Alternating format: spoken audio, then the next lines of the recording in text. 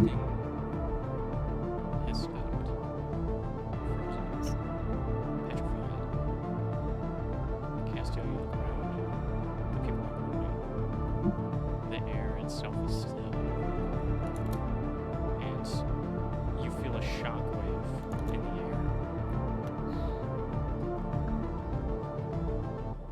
Something's happened. Far, far away. You hear a rumbling. The rumbling of an engine as it kicks onto life. And you hear laughter. Echoing through the station. It begins to quiet. You turn towards Cygnus, who's beside you. You know Eskar is one floor up. Crom, I believe, is nearby as well. And of course, in front of you is John, lying on the rocks.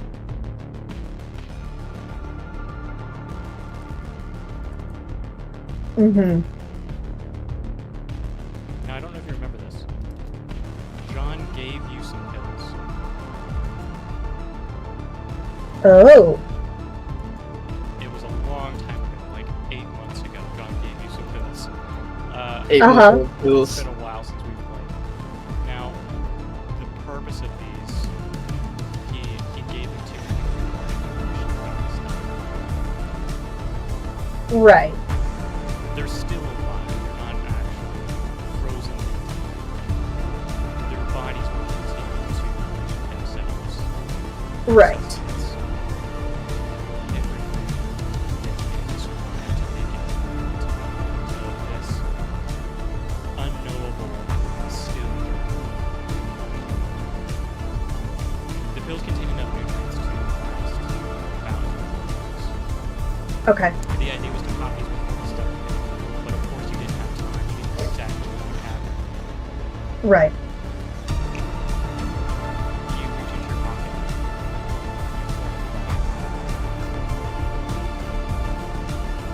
Yeah. Okay. How many do I have? You have enough to last you guys out a couple of weeks. All of you go. Okay. I don't have to worry about me. It would seem. So, I'll go around to my frozen companions, John included. And just like, how would I need to administer this? Tell me who you're administering it to. Well, I'd probably start with Cygnus, Mm-hmm. right? Because my thought is I'd either have to crush it and get them to swallow somehow, or I would administer it via IV. Let's go ahead Or and make like an some sort of intelligence check as injection. you're reading the bottle. Yeah. Okay. Da-da-da-da-da. Okay, not bad, not bad. Uh-oh. Math.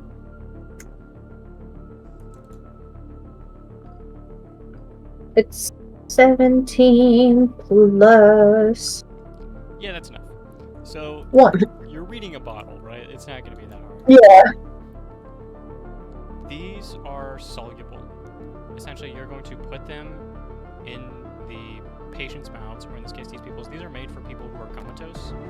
Yeah. Um, Oh. Who maybe have like an involuntary gag reflex or something that would make it difficult for them to have tubes put into their bodies. Yeah. So these pills are placed in the mouths. The mouths are closed, and the saliva acts as a solving agent, basically. Breaks down the pill, and then it will just either trickle down their throats, or it will just be absorbed into their bloodstream through their mouths. Okay. So I'll go around and administer one to each. I need the order. Sickness first. You place your hand on Cygnus's face. You feel a spark. You pull back your hand and silver strings connect both of you like a marionette. The strings don't have weight to them. Somewhat translucent, almost like vapor. You wave it in the air and they break up for just a moment and then they solidify back into place. You reach out to touch her cheek again. It doesn't happen twice. The strings, they stay. You administer the pony who's next.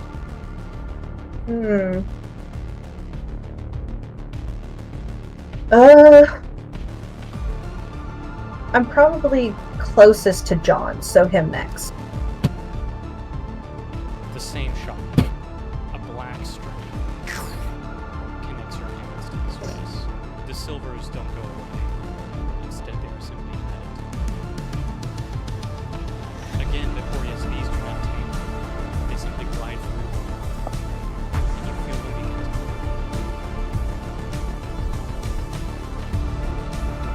Huh. Fascinating. Alright. I'll pull back.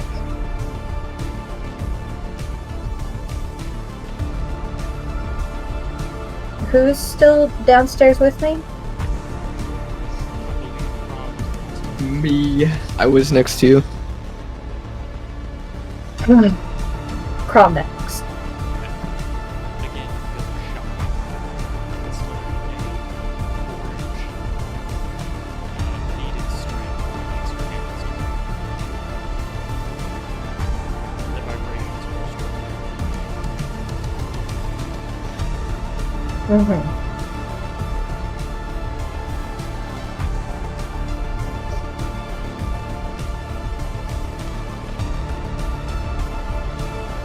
Okay, and then I'll make my way upstairs to Escar. Again, place your hands on Escar's face. You feel the shock, and green strings connect the two. Okay.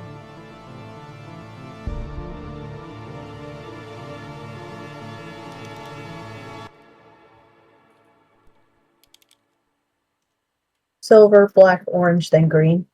Yes. Okay. And that's all who's... And that's everyone. And you look down. No, that's not everyone. Ah. Well, who else did Pedro! you Oh, yeah. Yeah, sure. You can do that. Yeah, I'll do one for Pedro. Okay, hang on. I'll just keep him safe. You look down. Let's go. You put a hand on Pedro's face. And then Okay. a bronze string connects the two.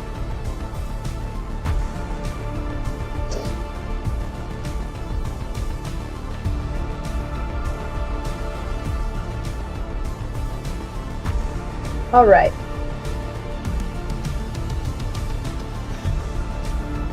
Now that I've made sure everyone is okay, I'll just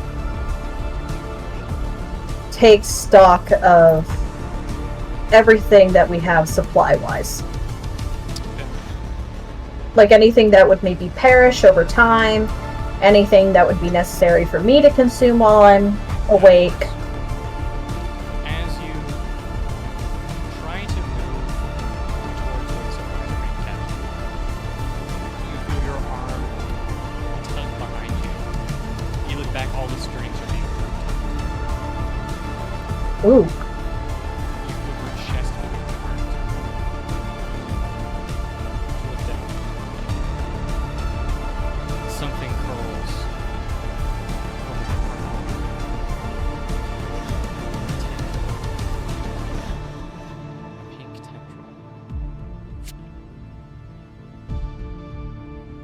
begins to grow from your chest. It flickers towards the hand.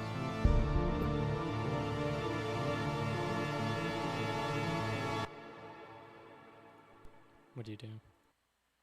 Mm.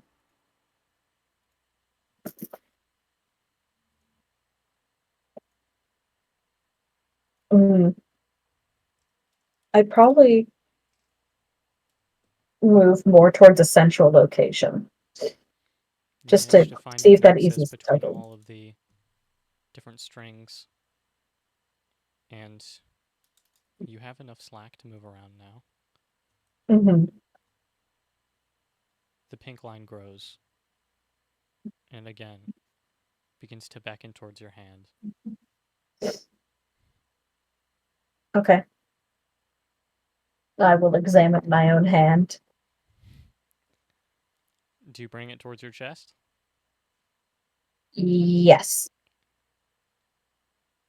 The pink wraps around it, and you feel the vibrations course through your entire body. Your eyes begin to glow, you know, because the room becomes that much brighter. You rise off the ground, and everything goes Ooh. black. And we enter the beginning.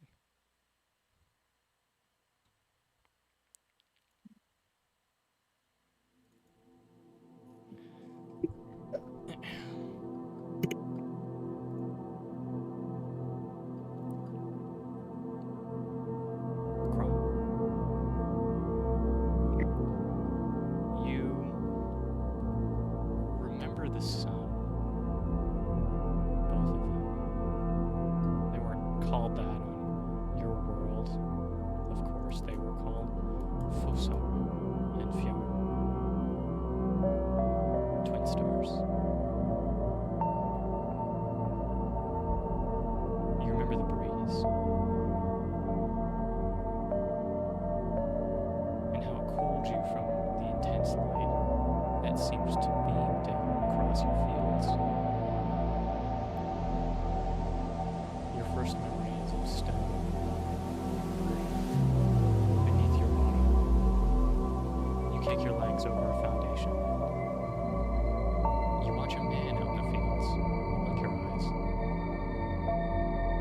You'd say this is when you first got your consciousness. The ability to, permanently retain vivid memory without alpha gamma waves interfering with it all. But you look out, you look over to the side, and there's a woman humming as she knits a basket from various different weeds laid out in the sun to dry. She looks at you and she smiles.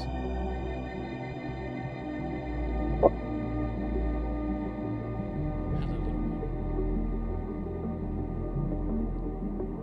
It is wrong. You squint your eyes.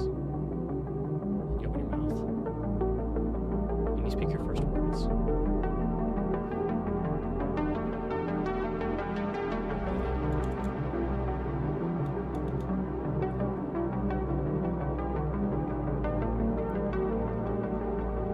My little baby hand, I sort of clench it, and I raise and I go, what? Could you repeat that one more time? Oh, did it not pick up? Not all of it. I want to hear it. It's Okay, boring. okay. It's not picking up. Just Alright. say it, man. Punch. I was trying to get a high pitched voice.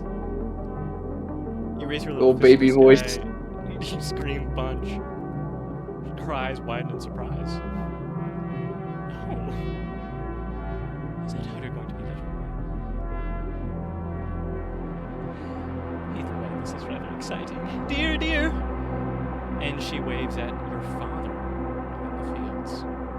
He leans back, takes a cloth, wipes his brow. And he looks up into the sky. His mane falls over his shoulders. He's a big man. walks over, begins to walk towards you. He sees your little fist in the air. He sees his wife's smile and returns it in kind. Yes. Is something wrong?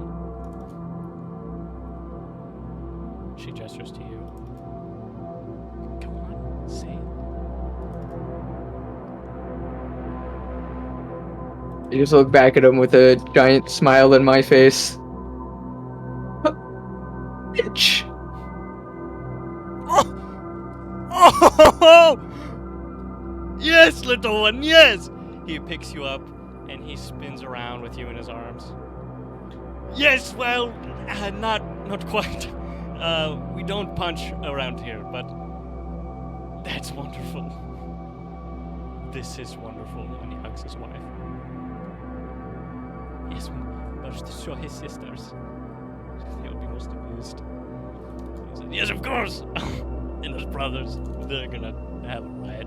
They do punch each other. That's probably where he learned the word. I'm gonna have a talk with those boys. But nonetheless, I've mostly finished up out there. We can go inside. Have something to eat. I think that sounds wonderful to you. And you were brought inside to the first meal you remember enjoying.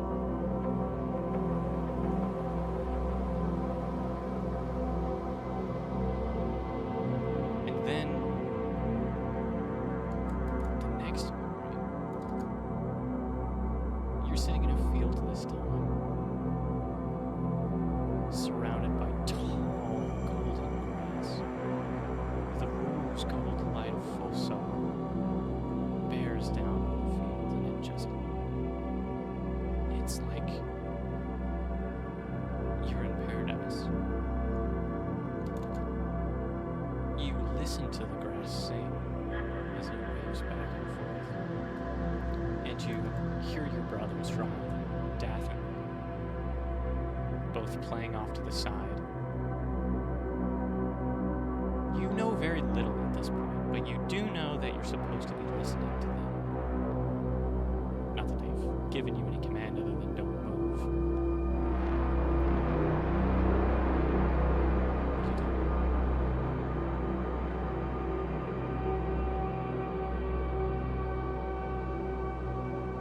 Sorry about that. Okay. Can you repeat that last bit?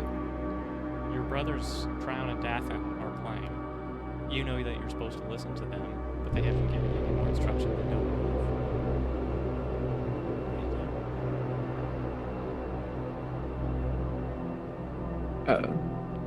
move. What are you guys doing over there?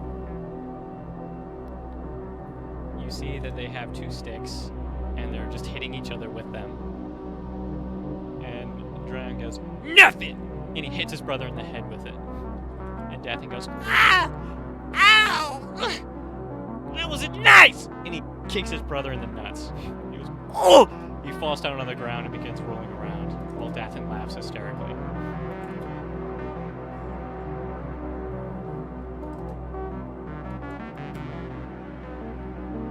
Can I join?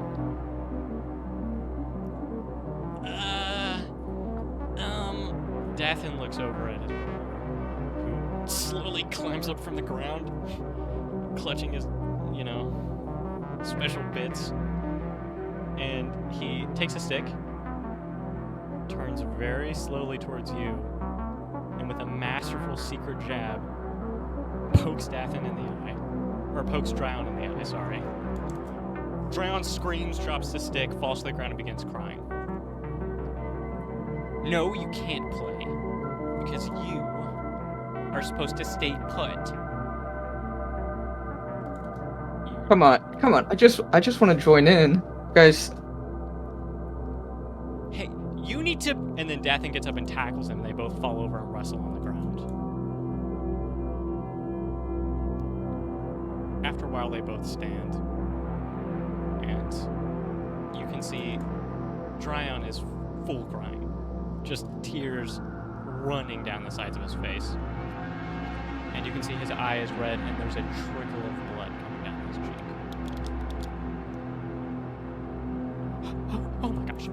Oh no. Oh, I'm so dead. Oh my gosh, I'm so dead. He looks over at you and he says, don't move. I'm gonna... Oh my gosh. We have to...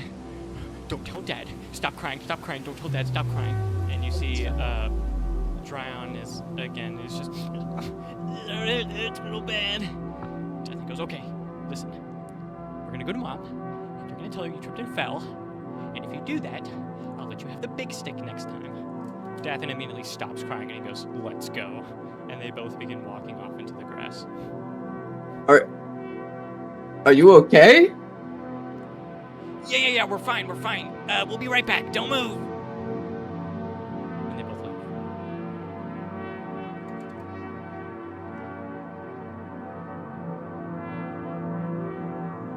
You sit there for a while. Until the rose gold fades to light oranges. Fjord takes its place in the sky. And tugging on golden eyes and watching bugs crawl. It's okay. It's like alright. You find like a stick and you begin, hitting the grass with it, but not a lot is happening. You get kind of bored. And the suns begin to descend, touch the horizon. And now the grass casts a nice shadow, some shade for you to lie in.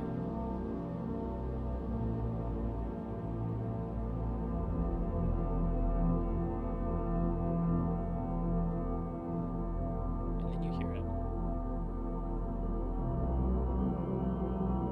A whistling. Then turns to humming and then singing.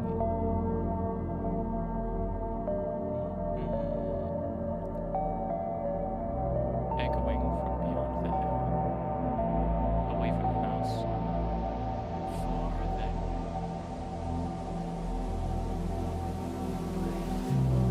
Your brothers are still listening.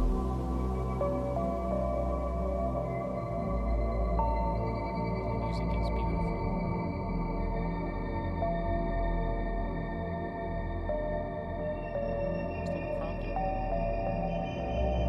Little Crumb gets up from lying on the floor and starts walking over there.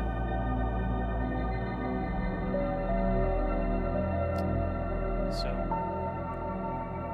I need to walk in the direction of the sound. You begin to hear waves crashing against stone. And this voice, soft and somber, emanates from beyond the island's edge. You walk forward, the grass parts, and you see a cliffside. The gray mists. And beyond that, the black sea. A tree hangs over it. An old-looking tree, craning as if to peer over the edge. And that's where the voice comes from. Over the edge. The mist.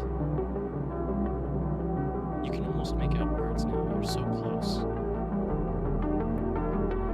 You've been told your whole life to stay away from the edge, to stay away from the cliff, not to leave the grass. Your brothers were supposed to watch you. They're gone. Nobody's here to tell you no.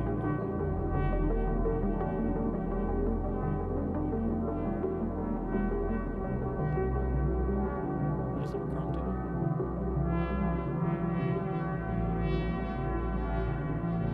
I sort of look around to make sure that none of my brothers have come back or anybody's watching.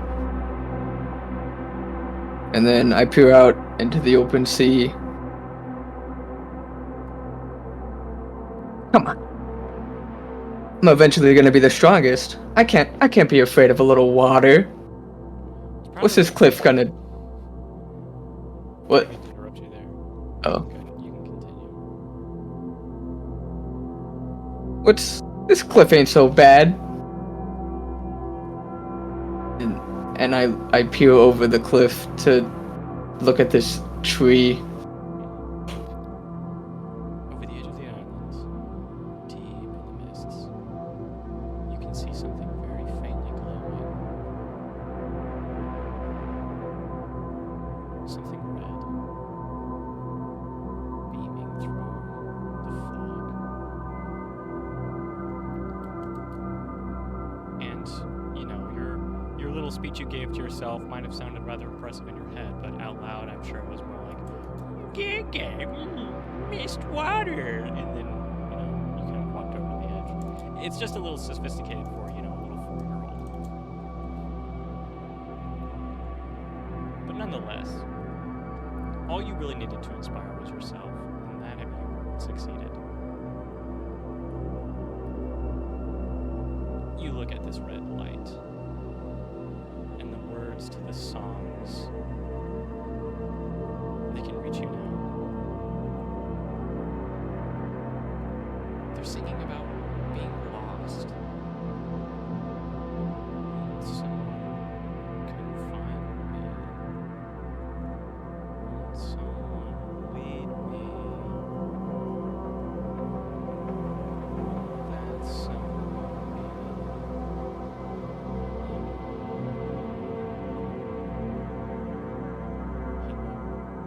says the voice.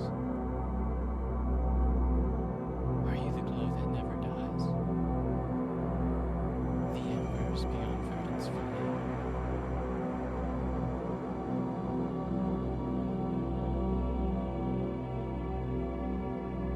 I'm not sure what that is. Who are you if not a blaze?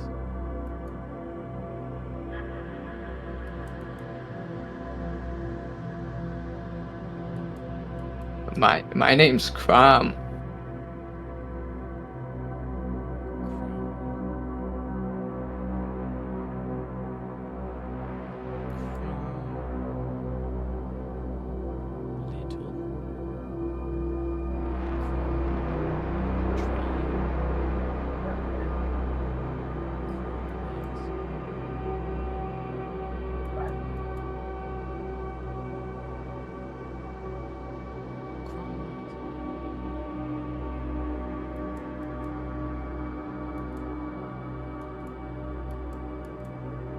You want to make an intelligence check to see if you know your last name? Sure. There we go. I got a 15. Well, everyone, first of all of the child versions of yourselves have -2 to everything. Okay.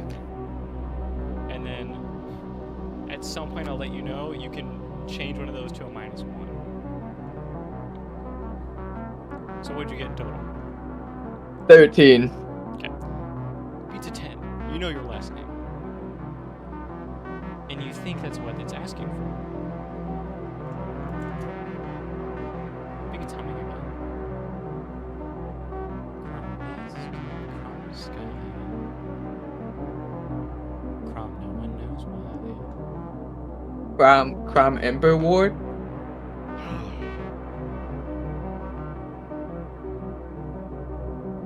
The red sin. A blessing. Climb the tree, my little ward. We'll go to that place together then. You look up at the tree above you. It's tall. A challenge.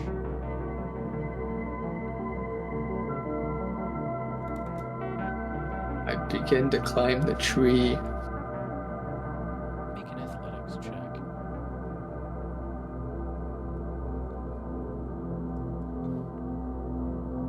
Well, You get to the tippy top, and you see a branch, almost like a finger, points across the Black Sea. You begin to crawl along this branch, but you don't make it very far. I need you to make me a dexterity savings throw.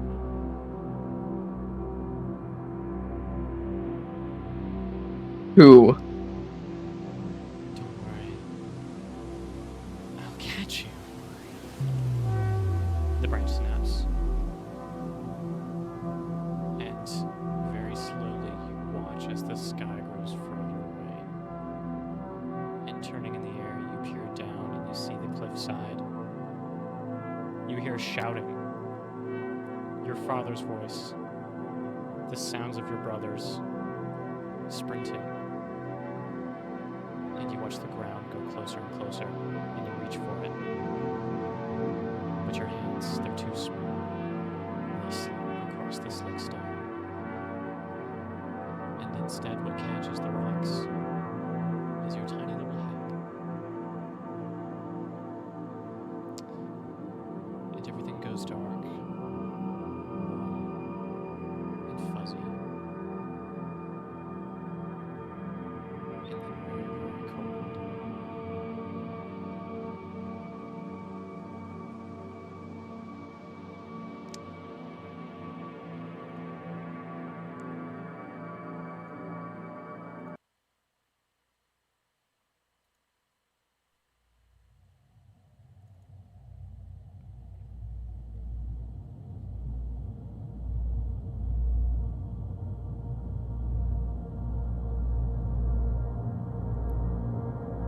Sickness.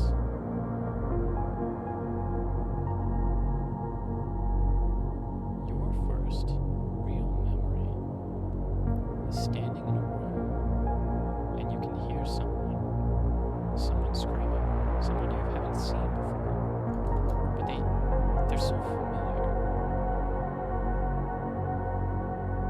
You see a man. He's the man. He's just been there your whole life. He's the guy. He hunches over this bed. Another person, a woman, lies across it. Her belly is so big. How did she get that big? What could she have possibly eaten to be that big? Maybe she had a lot of stew. A crocodile. Too many snacks, you decide. Your tummy must hurt real bad. Ow! Oh God! Ah! Your father sweats profusely as he clutches her hand. You see there are two other people in the room. One of them has their hands on her belly. The other is just dripping something into her mouth from what looks like some sort of shell. They say, it's okay. Everything's going to be alright. Just push. Push. Ah! Oh, I've nearly been eaten alive and it was... Oh God, this is so much worse! You stand there in the doorway, just watching all of this happen. And your father faints. Slams against the floor, fully gone, fully unconscious. You walk over to his head, you begin like playing patty cake with his face, trying to wake him up. And your older sister just runs in the room and grabs you by the shoulder. Oh my gosh! Oh my gosh! Oh my gosh! You see that your sister Cordelia is rather concerned that your father is unconscious. And she looks up at the woman, looks down at you, and to absolutely no one but your sister, your first words are spoken. What would they be?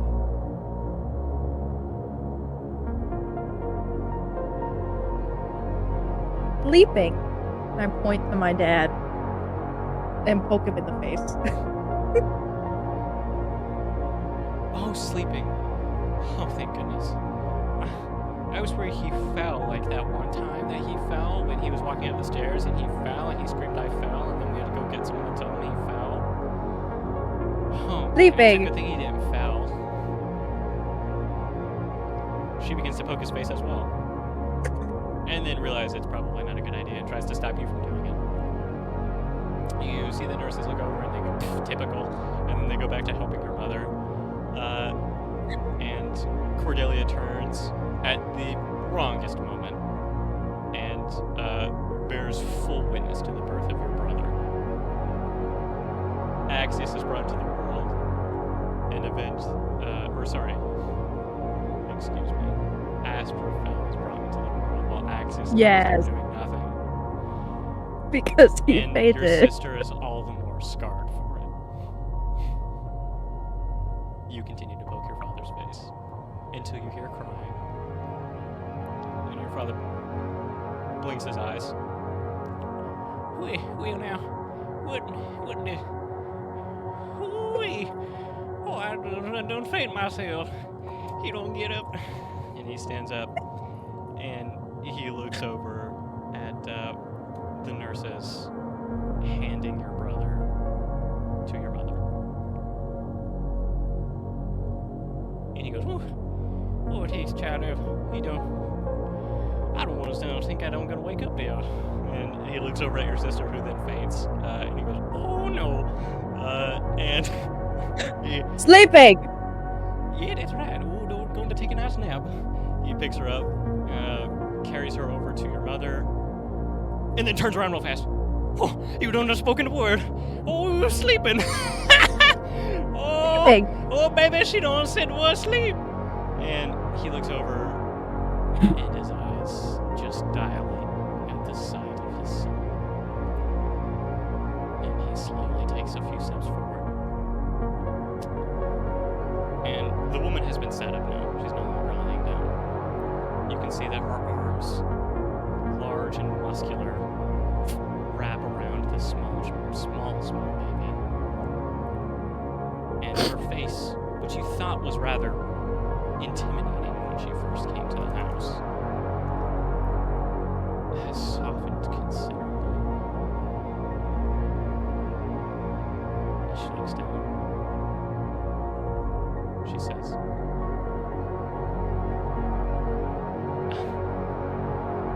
I don't want to think. We'll name him after your grandpapa. Astrophel. Your father goes, oh, that's quite a fine name. My fine name indeed. And you get a baby brother.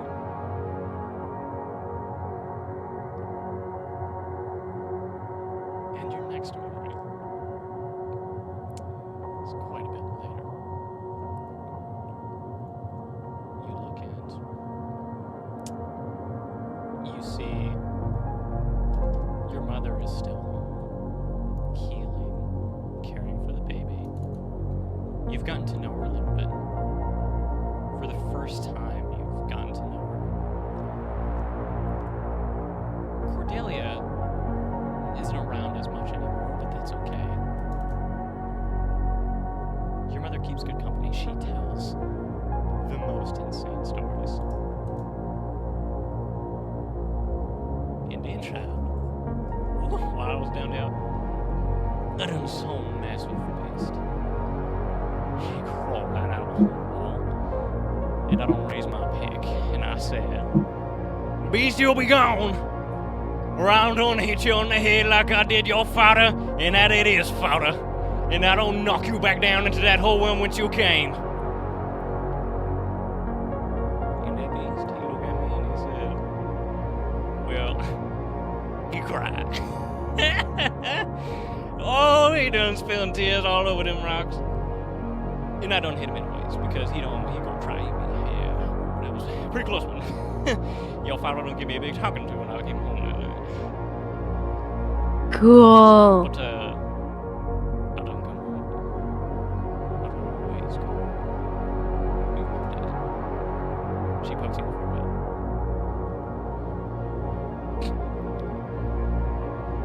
Where'd your sister get to? She's like looking around for Cordelia. You seen her? Go find your sister. We gonna eat soon. I can smell what your daddy's cooking. It's my Okay. favorite. She twirls her mustache hair. Her nose hair, of course. Pulls course. the ear hair behind her ears. She tries to make herself look presentable. Oh, dearie. She walks into the kitchen. And your sister is missing. You wonder where she's gone. Can I go look for her? Of course you can. Make an investigation check. Yeah. Cool. We got my dice for this. You said it's a -2 to everything, right? Oh yeah, you're a baby. You're a little child, little worm, little Okay. nasty little critter. Yes. You don't know nothing. I sure don't. With -2, it's a 1. Alrighty then. So you don't go looking for your brother, and let me tell you, or your sister, and you don't find her. You ain't Nope. find her, you don't find her. You know who you do find though? You do find your brother. Oddly enough, he's been extremely well behaved, and you've started to learn that your mother doesn't like carrying him around all the time, and would much rather be with your dad. So often what she'll do is she'll just leave him with Cordelia. You see that your brother is not with Cordelia, but he is sitting in front of a massive iron phone.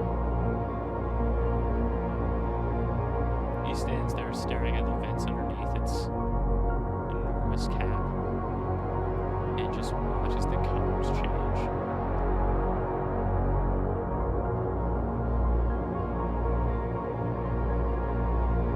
I sit next to him and walk with him. You sit next to him, you see him look over at you with these wide eyes, and then slowly looks back to the, massive metallic mushroom. And I want you to make a perception check to see if you All right. what he's actually looking at. Hey man, that's a 2. You think, wow, those are some pretty colors. And you sit there with him and you just don't say another word. Yep.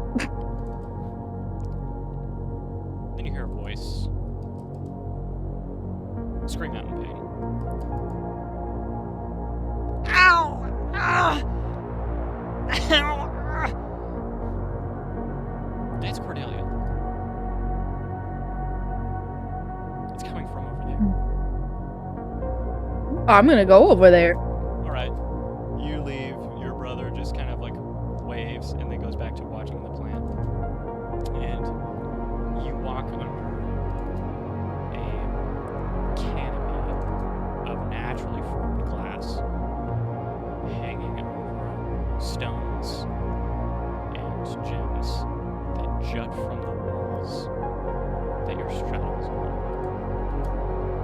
Down a path, you hear the mutterings of your sister grow closer.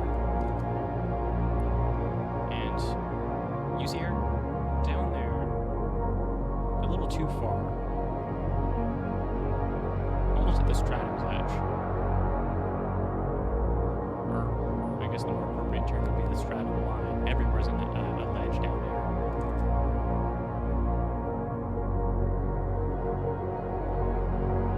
She's at a depth of about... Make an intelligence check. Okay. You may do so with favor to your father has spent a long time drilling this into you. 3. With favor 2, it was a 3. Because it canceled out the -2. Can I roll again? You're in This a feels depth- pretty on brand. You're at a depth of 600 meters below stratum 4. This is way too far. You're basically where your mother goes. This is dangerous. You see your sister's down there, and she's probably exploring without you. Well, I go over there, obviously. You walk over to your sister, and she's just beginning to sort of stand, and she's clutching her knee, which seems to be dripping a little bit. She says, "What? Why are you down here? Where'd you come from?" Why are you down here? Nothing. No reason. Are you going without me to go look at stuff? No. I wanna come. No! You can't. Listen, Are you okay? I'm fine. Did you fall? No. Make an attack check. Okay. I'm gonna use a different dice, maybe. Okay. We're gonna see if it does any better. It's a low DC. Just don't get less than a 5. What'd you get? So a 3 on the die. I don't. Hold on. This is so on brand. Hold on. I got an 8 on the second die. Well, it's too bad advantage isn't a thing. Okay. So, you believe your sister's This right. is in character. It's fine. There's no way she fell. She's too cool for that. She does stand up though, and you can see a crater on the plate that would cover her knee. And her long gangly arms seemed a bit scratched up. Her tail flicks back and forth.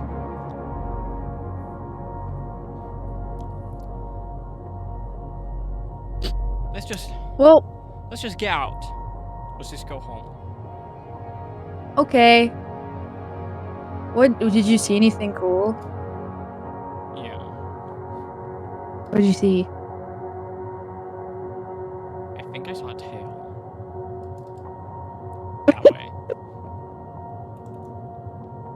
A tail What kind of probably tail? like oh, big one. Whoa. Big and iron, like mommy says. Whoa. Mhm. We gotta go tell her. She looks down. We can't do that, actually. Why? Mom said I was supposed to watch little brother, and Oh. I didn't do that for very long. He won't, so I left him. He's looking at pretty stuff right now. Still? she just like flies by him. It's been 4 hours! I'm gonna see if I know how long that is. No, I don't! You have no idea what the hell it is. You're like, man, that's not I have no clue. There's like a bunch of those in a day, right? Yeah. Well, he's still over there. He's still over there. He's looking at that same. Yeah. Yeah. I looked with him. Well, Pretty. he behave? Anyways, We gotta these little secrets. we gotta get home. Okay. Alright, then. There you go. You can see her Okay. smile widens, and you walk together hand in hand back to the house. And when you get there, your brother is missing.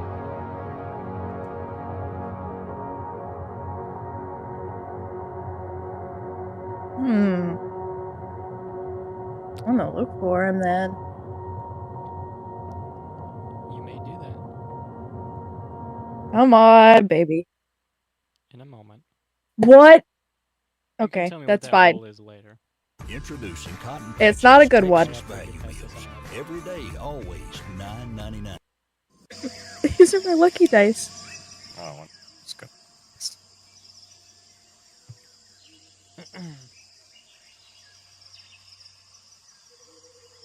Escar, you blink. There's a bug in front of you. Bug. You see, your mother goes, "Oh! What was that? What was that, little one?" Bug. Oh! He done said his first word. I'm so excited. I'm gonna tell your dad, and he's gonna be so proud. And she scoops you up, you know, she pats you on your little head, and she hands you a cooked bug.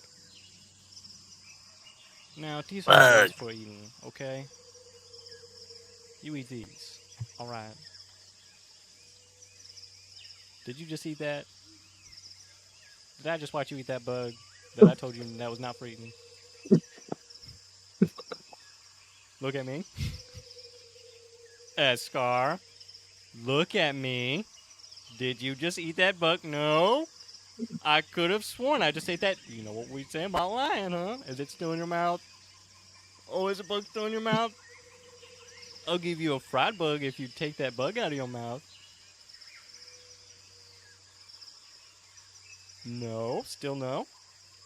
Can you say no, Mama? There is no bug in my mouth.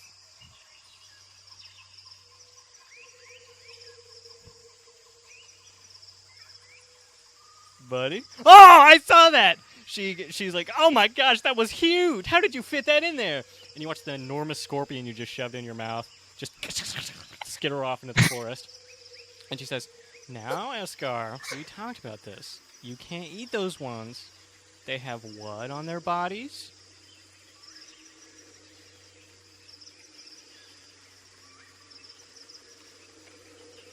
That's right. They have little swords on their bodies. Okay, we don't play with those things. All right, we don't play with them. Is that understood? Okay, little buddy, we're gonna go back. Can you say bug one more time? She cries a little bit and brings you inside. You can hear the sounds of your sisters running around the house. Siva, Taka, and Raisuke are all just like chanting what, your tribal song that was performed at your last festival. They are just, ooh, ooh, ooh, ooh, ooh. They don't really know the words. They're too young, but they know the rhythm, right? They got the beat down. So they're just doing that, sort of dancing in a circle, right? You see the youngest one is like half dancing, half crawling, and they get in the middle, and they're dancing around what looks like a tiny little light yellow bug. Those are the crunchiest ones. You know that. Your mom goes ahead and sits you down, and she says, all right, now watch over your sisters. I'm going to finish the meal real quick, okay? Buddy? Okay. She goes back into the house. You see your sister Siva looks up at you.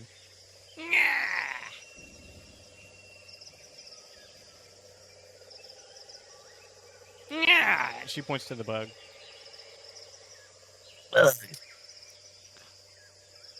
They all gasp. And they just look at you. They stop dancing immediately.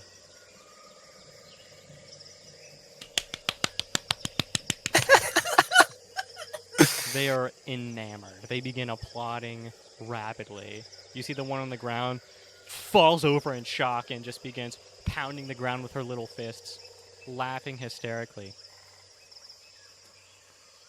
She points at you. And she points back to the bug again. I'm gonna grab the bug. The one on the floor. I mean, how big is this bug? It's about the size of your little fist. Yeah, I'm gonna grab this bug. Mm-hmm. I'm gonna split it. They scream and begin to cry.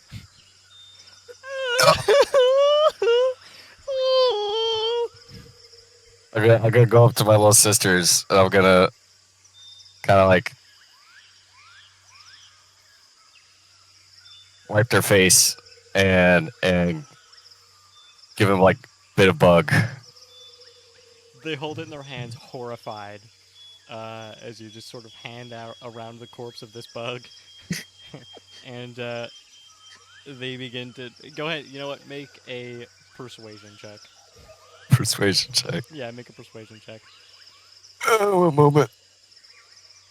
To feed your sisters their newest pet.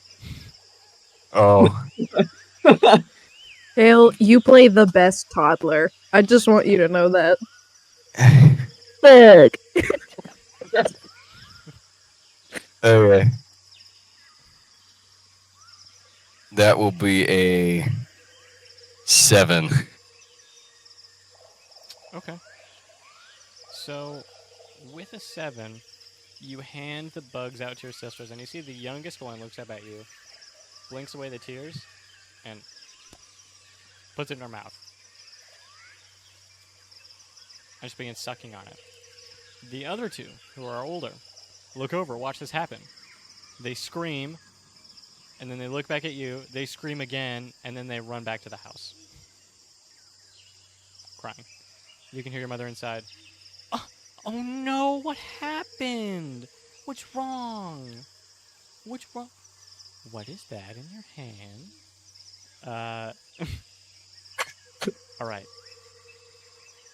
Kale, Eskar has 10 seconds before your mother comes out of that house. What are you doing? Okay, so I have 2 halves of bug, right? Yeah, you were for sure in deep trouble. Uh-huh. This is seconds after your mom told you to stay away from bugs. I'm gonna eat the other half and then throw the other one into the bush. Okay, make a Constitution saving throw. Okay. That'd be a 10 if it's a -2. Okay, your mom comes out. She, go ahead and make a, you know what, make a sleight of hand check as well. Sleight of hand? To try and throw it away, yeah. Okay. Roll perception for your mom. Oh, I got 14 on that. Okay. So, your mom comes out, you throw it away before she sees. She walks up to you, you're trying to swallow, but it's too dry. Oh no. It's too dry, you can't get it down. And remember, these are the crunchiest ones. So, the only way to get this down is going to be to chew it. And your mom comes out, and she looks at you, and she says, Eskar, what happened? What did you do? Oh no, poor baby. And she picks up your sister who's crying, and sort of like pats her over the shoulder. And then she brings her back. What have you got? What are you chewing on? What are you got in there? And she like starts digging around in her mouth and pulls out a little bit of that bug. A bit of that bug. A little bit of that bug. She looks at Okay. it, and she looks over at you. What do you do? I gotta go point to wherever I threw the thing. I'm gonna go point over there. Make a deception check.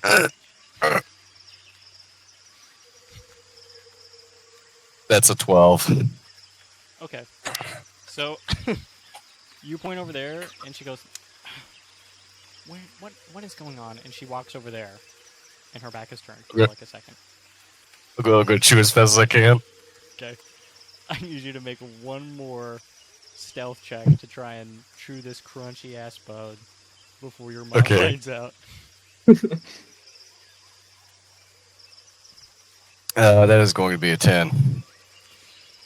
I'm so sorry. Your mother turns around. Her head whips Oh, around no. faster than you've ever Oh, no. seen, and catches you mid-jump. Eskar!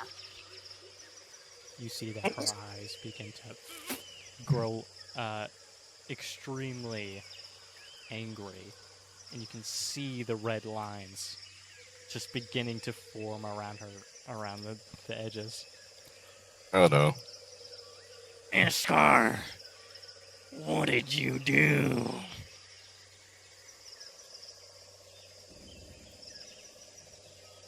Get in the bag! She grabs you, shoves you in a burlap sack, and hangs you over the door to your house. And, yeah.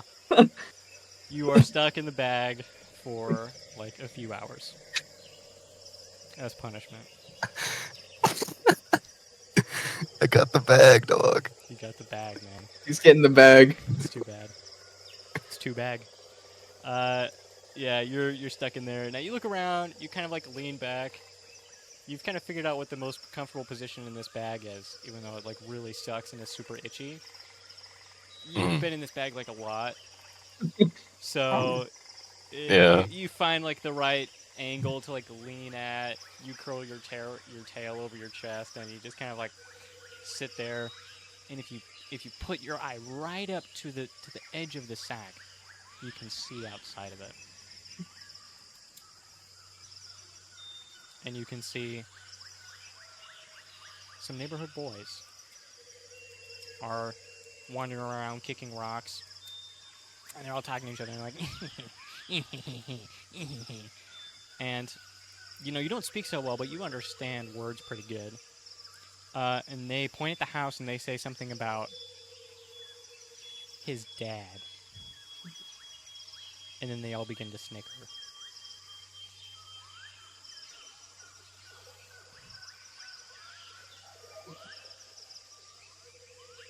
About my dad or their dad? Well, they're pointing to your house and they're saying, his dad. Oh, Make an intelligence check to see if you know what they're talking about. okay. That's so in character. I got 3. You're like, their dad lives at my house.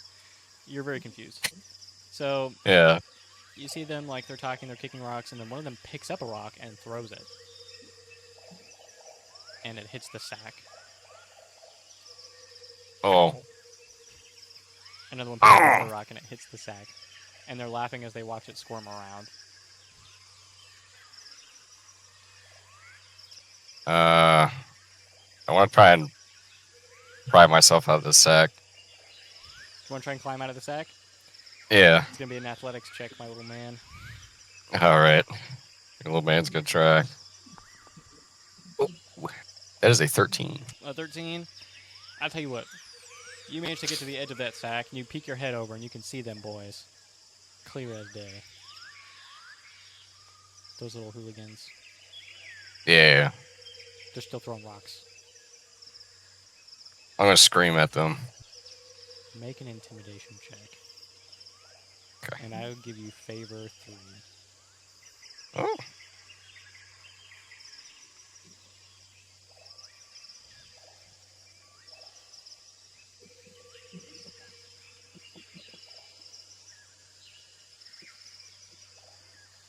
Oh my god. Okay. So. 22. With a 22, you scream at them, and you feel your vocal cords, which you don't use a bunch, other than to grunt and to that's kind of the noise that you make the most. Yeah. That practicing, those guttural sounds that you've been doing your entire existence, pay off in this moment as you unleash just a very low, guttural, growlish shout. And you watch as they all drop their rocks, take a step back. One of them goes, "Hachakal! Hachakal!" And then they run away.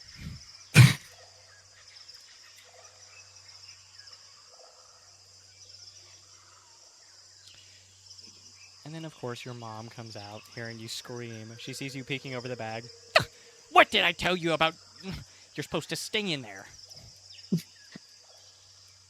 She's like, what?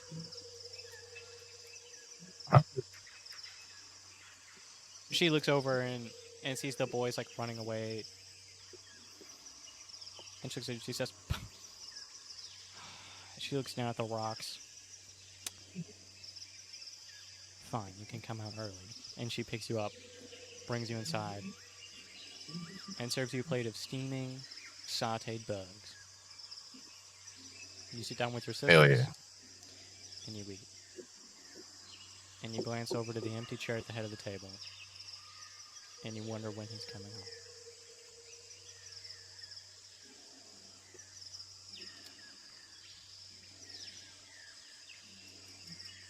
Now, maybe, let's say, a few months on your world later, you are kind of, looking around the house, banging sticks on stuff, bug, the usual. You've got a lot more words in your vocabulary now. Yeah.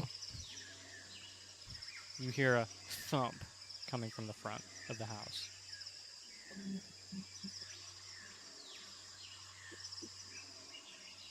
Hello. Maybe I'll go Hello? kind of walk over there. Who dat?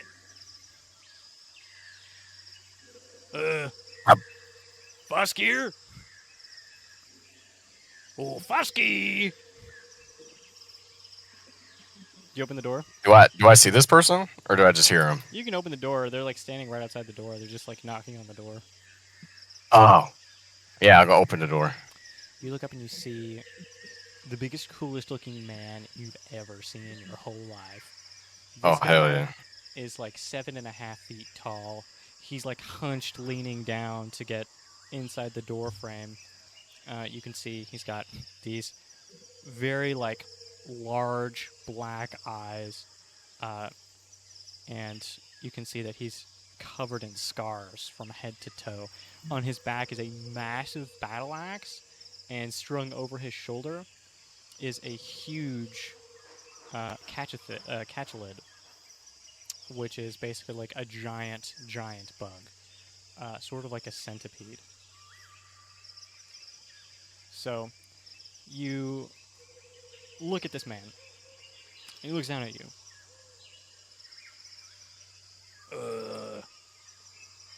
Escar? Where's Papa? Oh, it's me, buddy. It's me. I'm Papa. And he drops his stuff.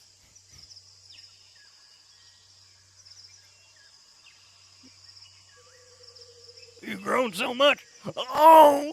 He picks you up, and he just like almost crushes you with this massive embrace. You like disappear, fully disappear. you just like you're just gone. You can feel the walls closing in around you. You look around and you can't breathe. And then it's over as soon as it began. And he lifts you up so high into the air, and just looks at you like you are the most incredible thing he's ever seen. Oh, buddy, I've been wanting to meet you for a long time. Where's your mom? Papa got bug. What was that? Papa got bug. Papa got bug. Papa bug. Oh, Papa got so many bug. And he pulls out a handful of like small bugs. One of them is the crunchiest bug, is the yellow one. He like rifles through them and he pulls out a cool looking red one. And it has massive black pinchers on the side of its head. And you can see it's got 6 sets of eyes across its body. Wings come out, and you can see they fold 3 times before beginning to try and fly away. And you can see he goes, this one. Now, these are real hard to catch. But, I mean, eating them raw is just unrivaled. They are the juiciest bugs I've ever had. And these wings, man, they are so salty you would not believe. Ain't got no need for seasoning with this one. This one's special. And I tell you what, you can have half. He eats half. And then he gives the other half to you. Do you eat the whole thing in one bite? Not the whole thing. Okay. I try to fit as much as I can in my mouth. Try to? Make Yeah. Just make a check. Just make a check. A check. That is going to be a 10. That's good enough. You fit the whole thing in your mouth. Oh my gosh. And it is the juiciest bug you've ever tasted. And you watch as your sisters come out, and they just look at this big man. Their eyes are like super wide, and behind them is your mother. And you hear sniffling. You turn and you see that there are tears running down her cheeks. You've never seen your mother actually cry before. She has a hand over her chest. She takes a step forward and reaches out an arm. Touches his face like she's not sure if it's real. And he leans down and puts a thumb on her face and wipes away those tears. He says, "Not a day has gone by when the thought of you didn't wake me up every morning and keep me up every night." And they embrace. And Daddy's home. Yeah, he is. Time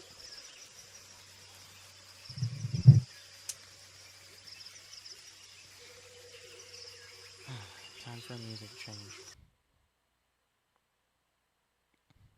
What a man!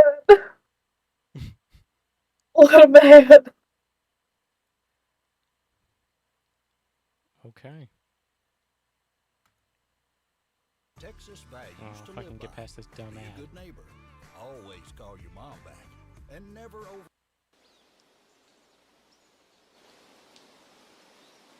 So that's fine.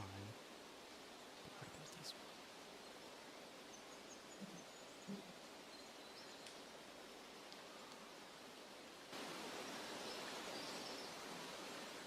Okay. Introducing Cotton Patches Texas Another ad. value I'm so sorry, meals. guys. Every day, always. If I hear $9.99. Frontier Fiber one I more know. time. So much Frontier Fiber. What the hell? Anyways.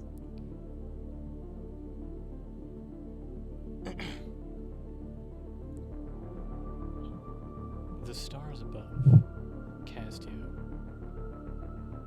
They beam down onto the cottage in front of you. Its composition is old, adorned with crystal fixtures lit by a captured flame. Smooth wood and glass seem to melt together, framed by aged post and twisted metal lining. An unnatural, natural structure. Cries emanate from within. They sound as though they are a woman's. She shouts in moans of pain. Her voice is familiar. But it shouldn't be. Wait, this shouldn't be. She shouts again the words, "It must be now! We can't wait any longer!" Pierce the quiet night. A man stands above her. A woman in labor. She. And then face breaks the starry sky and leans down towards you. The house disappears and unravels. The stars begin to blink, and a droning hum fills the sterile air. One child witnesses their own birth. No. Run it again. And this time, make it real. And you look down and you see your hands. They're white, bone white. Your body, it's not there, it's not real. You begin to unravel with the rest of the world. And then, just as it began,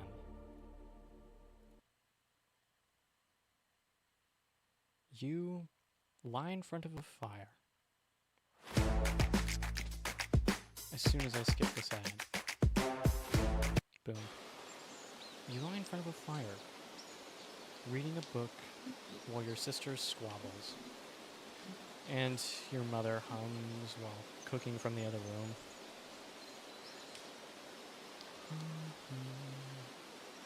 It's a familiar sound. One you're very much used to, in fact. Now, you have a lot of memories from when you were young. You've been conscious for a long time. Mm-hmm. An early bloomer, so to speak. Do you remember the 4th cycle of your birth? Do you remember looking up into your mother's face? You saw a blank stare. You gave one back. And you drank milk. It was like that for a while. Blank stares. The occasional gimme. But now you read. Every book in the house, in fact. You've pretty much read everything in here. You look around. You see the pile of books in the corner. You're reading this one for the, must be the 100th time. It's alright. What do you think the book's about? It's not my favorite. It's probably something my mom picked up. Some old fable about, asthma or whatever, and the wonderful things she could bring to you. Oh, I know exactly what it is. Dear, honey. Hmm. Yes. Are you reading Esna's edicts like I told you? Yeah, Mama. Okay. Do you have them memorized yet? It's important. Uh, I'm working on it. Are you working on it? Yeah. Okay. Just remember, this will help you. It will help everybody. All right. Mm-hmm. Okay. Now I'm almost done with food. Is there anything you would like specifically? Your father is in town and he's asking me if we want anything, so Um, no. alright. She closes her eyes, faces the ceiling, and after a few seconds she stops, leans back down, opens her eyes. Alright, your father's on his way home. Okay. Alright, go ahead and finish that up and then you can eat. Yes, ma'am. Alright. And then Myra goes back to the kitchen. Your father comes home. Altier sometime later. You are finishing up the edicts. Of course, it is a long, complicated read, but you're practically finished by this moment. You've read this a million times. You hear the familiar tapping on the door. Twice, then once, then twice again. And then the door opens. Hello? My daughters, my wife. I'm home. Close the book. Pop up immediately. Run to the front door. No, Castio. He picks you up. Hi, and Papa. he gives you a big hug. All right, what book were you reading today? Exodus edicts. Mama says I gotta memorize them so I can help everyone. Yes, of course, yes. I tell you what, you can be finished with that for the day, and instead we're Okay. gonna go outside. There's something Papa needs Yeah? to do. Yes, Okay. I have to report the formation of a new pit to the council. So we're gonna go do that together. Wouldn't you like to do that? Yeah. Instead of reading the boring little book. Uh-huh. All right. And what about your sisters? You see all. God, what did you make it? I forgot already. How many sisters do you have? It's awful. Are they all girls? I left that up to you. Well, yeah, of Is it course they're all all girls. Yes. Let me see. That My guy is poor not winning father. any We love a votes. girl dad. I think it's 9 older sisters. I should have it in your 8? character sheet. He is Oh, yeah. never going to the restaurants he wants. 6 No. older Never. siblings and 3 younger siblings. So, what is your 9 total. 6 older sisters? Yes, 9 total. 6 older sisters, except Esme. Or hang on one sec. Esme? Esme, yeah, sorry. Except, Okay. gotta fix that typo real quick. Yeah. Yes, your 6 older sisters, including Esme, or sorry, except Esme, all, and then they go back to scribbling on their little gemstones, and you watch as your younger siblings also kind of look over at Dad and are like, "Hi," and then they go back to what they were doing as well. And he goes, "Oh, my wonderful family, who I love so much, who I know loves me just as much. Yes, I will see you when we get back. Oh, dearest, Lila, I'm home, Lyra. Uh, don't know how I fucked that one up, but my beautiful wife, are you there? Hello? She's in the kitchen. I know she's in the kitchen, she can hear me. Why don't you stay right here and I'll be right back." And Okay, he Papa. walks into the kitchen and you can somewhat hear their conversation. It goes something along the lines of, "My wife, hello. Aren't you glad to see me? I mean, I've been gone all day." She says, "Why would I be glad to see you? You're here every day. You always come back." Yes, hello again, husband. And he goes, well, um, what are you making? It smells delicious. Yes. Well, we make this every 6 days, so it's the same thing as last time. It's just a little soup I make. Use the mushrooms from outside. Did you bring the stock? Of course I brought the stock. Here you go. I also got little treats for the girls. You did what? I didn't do that. I got the stock like you asked. Did you buy something we can't afford again? No. No, of course not. Listen, I bought the groceries, like we discussed, and I brought everything back, so it's okay. Everything's fine. We have enough money. It's going to be alright. I'm actually going to make some extra. The council wants me to go review this pot that just opened up nearby. So we're going to go look at that pit, and then I'll report it, and we'll make a little extra. It'll be fine. Yes, well, that's really... Alright, so I'm going to finish up the stew. Okay, so Castio's reading. The others are doing their homework.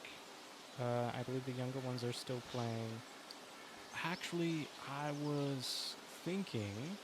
Castio just seems to be finishing up, so we were gonna go together, you know, little father-daughter bonding time. We don't get to do that often. Sure, whatever, as long as she's done, as long as she's finished. Alright, alright. I'll be back. And he walks back into the room. Alright, so we're good to go. Okay. Everything's fine, and I even got something a little special. I'll give it to you when we get there. Come on, Okay. let's go. You walk with your father through the woods. Yeah, because Steve's just got like a little hand in his. Yeah.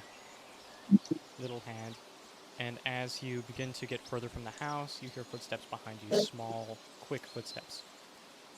You turn, it's your older sister, Esme. I want to go too. Really? So your dad's pretty surprised. You sure? Yeah, I want to. He goes, all right, well, I've got two hands. And she takes it, and you both begin, walking with him into the woods.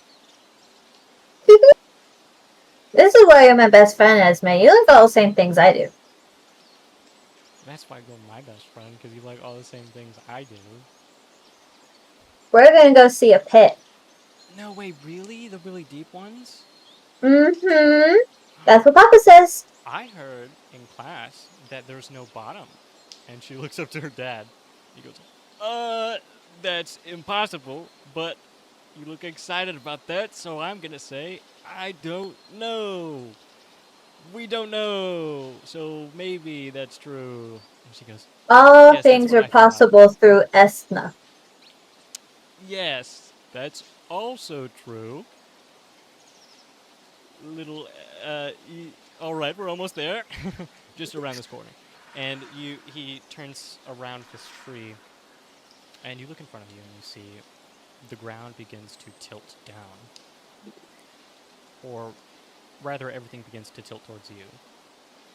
It's a strange feeling. Like, direction changes. And walking what you could initially see was a curve becomes more of a hill, and then eventually flattens out. And you look in front of you, and you can see it, like a tunnel before your very eyes. It extends infinitely into darkness. The sides, although it just is seemingly collapsed earth, are all very geometric in a way. Sharp angles, squares inside of squares. It's all very fractal, all very odd. And you see your dad looks at it and goes, well, this one's I guess still in the early stages. It hasn't. He taps the ground with his foot. Fully flattened out yet. All right, now something I need you girls to remember as he lets go of your hands and he pulls out like a map and begins marking and writing notes on it.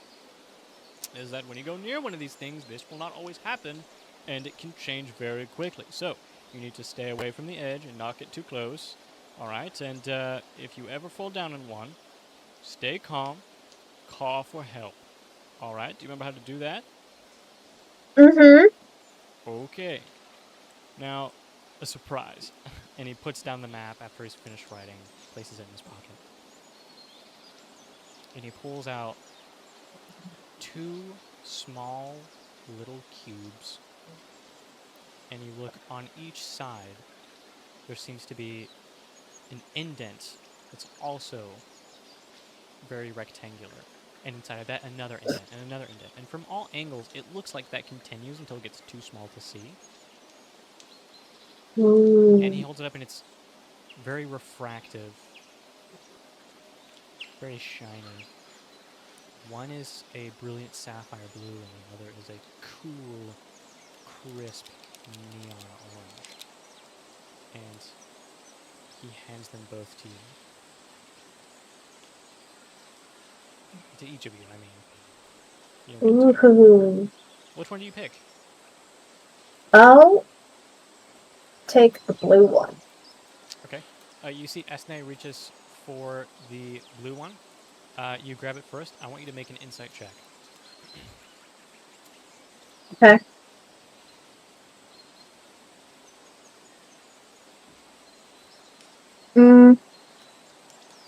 I guess 16.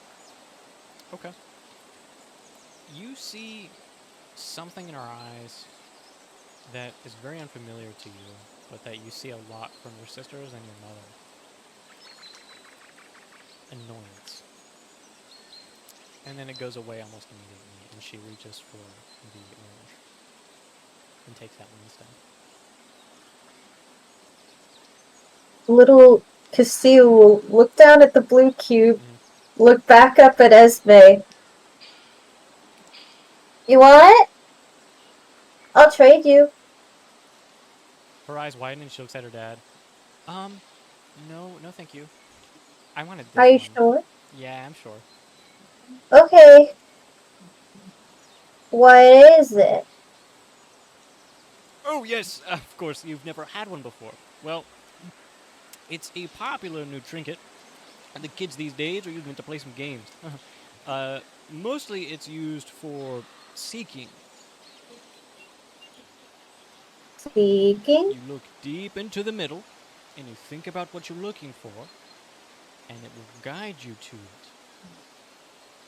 Apparently it takes a lot of practice. Castile looks at it just like cross-eyed. Just cross-eyed, yeah.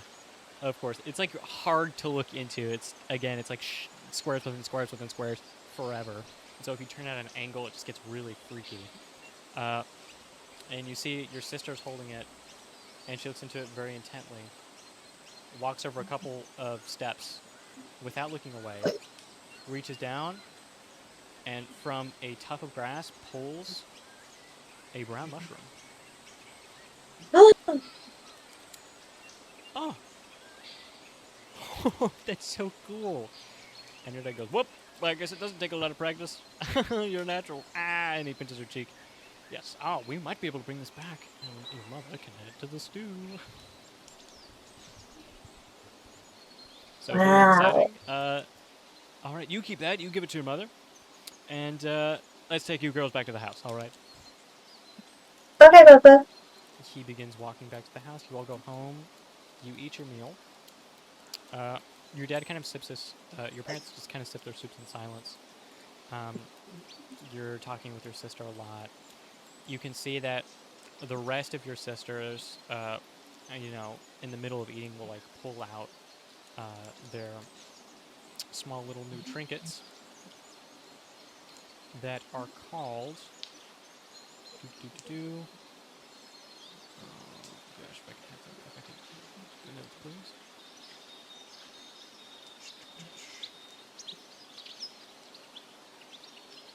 Sorry, one sec. Descrier is what it's called. Yes, you take out your descriers, and your mother stiffens, sort of, and won't engage in conversation after that. And your dad just kind of like looks down into the soup, and occasionally will mutter something like, very good. Oh, best soup I've ever had. So tasty. Papa, Yep, yes, yes. are we poor? Nope. No, we are not. And he looks at your mother, and she goes, yes, yes, we are. We are very, very poor. We don't do well at all. Your father does not have a real job. I stay at home all day because there is fucking...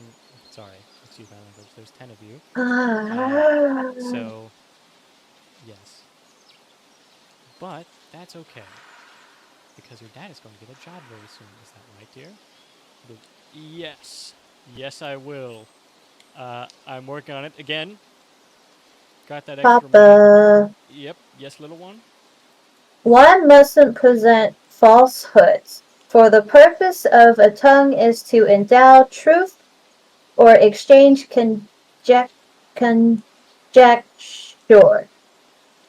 Yes, conjecture, sweetie. That's very good. And she looks pointedly at your father, and you go, yes, that's wonderful. Esna's edicts. That's quite profound.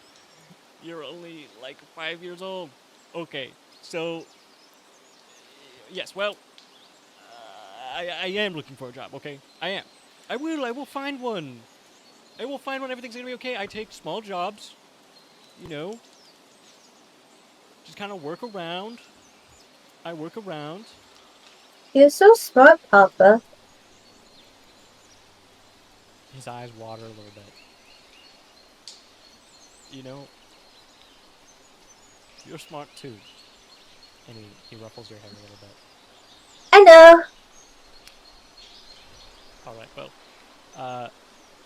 why don't you girls play a little bit? I'm gonna run back into town, exchange this map for some,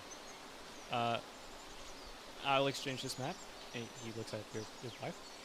And, when I get home, I'll put you all to bed. So that your mother can relax. Are you gonna read us a story, Papa? Absolutely, I will read you any story you want. Okay. He looks back up. You can see your mother is kind of glaring at him. He looks away, and then he's like, alright, I'll leave now. I will be leaving now. I'll be back. He gets up and he leaves. And you girls play for a little bit. Then, you know, after trying out your... You know what? Go ahead and give me an intelligence check to try out your new toy. Your Okay.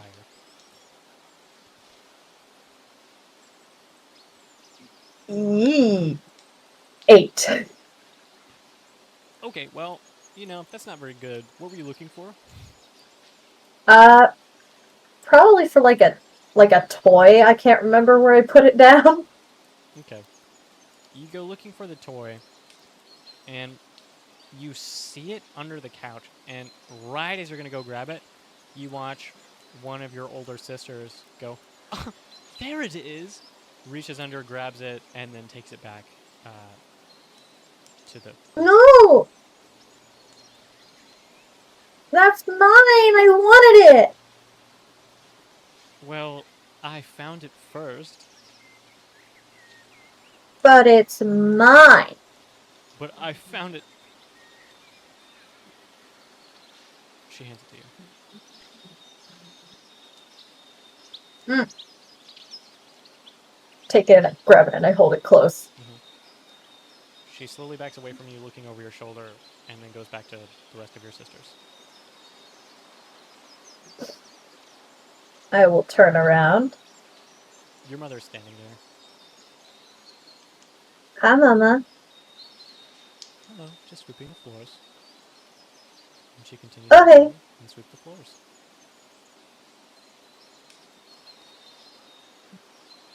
And then, of course, when your father gets home, he reads you a story, whatever story you want, as long as it's not Esna's edicts.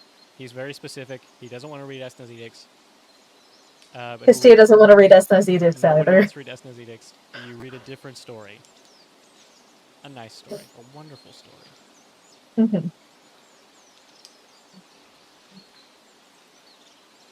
And with that, we cut to many years later. You are again lying in front of the fire, reading a book that you bought yourself with your own money. And you sort of turn your head to look at your sisters, who are also reading, very quietly reading, just in the house. You can hear your younger sisters outside playing. You see, I don't know why her name is so hard for me to remember. Esme. It's so close to Esna. It's like so close. Yeah, that's the point. You know, it makes that hard for me, but that's okay. Esme, right? Mhm. I'm just gonna write it down here. There we go. You see, Esme is sitting next to you with a book in her lap, the same book as you, and she's also reading it, occasionally looking over to see what page you're on.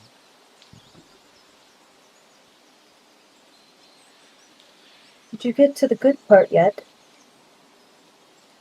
I don't know what part that is. Well, I can't tell you if you don't know. Well, then I guess we just have to keep reading.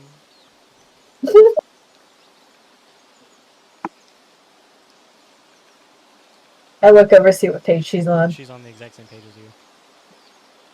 You have got to a good part. I guess I have. Which part was that? This one is a romance. It's the part where they say I love you for the first time. Yeah, she like looks down and blushes a little bit. I guess I did get to the good part. Just giggling. She giggles too. And then you hear a knock at the door. It's not your father's knock, it's a different one. Your father has supposedly gotten a job in the city and has been working remotely ever since. He'll come back occasionally to visit you girls, but he's most often away. And you hear from outside, Hey, come out. You gotta come out here. Hey. Bam. Come out. I'll get it. Hey. you look and you see Halleck, a young boy that you and Esme often play with. He's a kid from neighboring cottage. Hi. Hey, do you wanna play a game? Okay. Okay. What game? I wanna play Seek. But don't have enough people. Seek. Yeah, Seek. You know, the game with the describers, the Seek. I know, we play Seek all the time. Do you not like it? And I do. Well, I'll tell you what, we can spice things up a little bit. Instead of playing Okay. Seek in my house, or instead of playing Seek in your house, we can play Seek in the woods. Ooh. How's that sound? I don't know. Are you sure? It's pretty cool out there. It is cool, but Oh, yeah. it's also dangerous. Oh, totally forbidden. My parents will not let me go anywhere near that place. But I have gotten there anyways, and it's so fun. Yeah? Yeah, it's like super fun. I go there with my brother all the time. He's like super cool and like 18 and stuff. Well, Mama said we weren't allowed to play in the house anymore. Well, but that's perfect. Because we won't be in the house. We'll be And if we over won't there. be He at points to the your darkest part of the house. woods. Ooh. You see Esna sort of like straightens her back and says, I'll play in those woods. Esme. What? You don't have to tell Mom. Besides, I like Seek. It's my favorite game. And she looks over at Halleck and blushes a little bit. Is it? Yes, it is.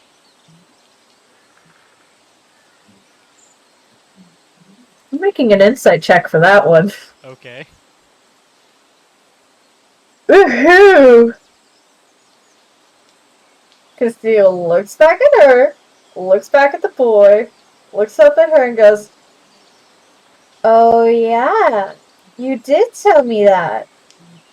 What did you get for your insight check? I got a 17. Yep, that's good. That's pretty good. Yeah. You see straight through her. Uh-huh. Yep, Well, it's my favorite game in the whole world. I like it even better than Punchies. I don't like And you know how punchies much I very like a good much. game of Punchies. He like pulls up his sleeve to show that his arm is like black bruised. It is so fucking bruised. It's like awful. My brother always wins, but he says it's about the spirit of the game. And you know, I got that spirit in me. I got that tree. Bark, bark. I'm pretty sure the last time we watched you play punchies with your brother, you cried. Well, no, I didn't cry. I was just looking at the sun for too long, and my eyes hurt really bad because the stars are bright. Yeah, Nothing to do okay. with the fact that he punched me so hard that I fell on my knees and I couldn't feel my arm for the next week. Has nothing to do with that. Well, if we're gonna play in the woods, then we might as well go together. Yep. That's what I'm saying. Dude, that's what me and my brother do all the time, and I tell you what, it's like super safe in there. We've never been hurt, not once, except for by each other. Okay. And I promise I won't play punchies. Okay. I promise I won't play punchies. Can your brother promise to not play punchies? My brother won't be coming. He's busy. Good. Busy being a loser. Yeah. He and my dad Okay. like playing catch or something. No, I don't even want to play catch. I want to play Seek instead. Okay, we'll go play Seek. Hold on. And I'll go to find my describe. Mm-hmm.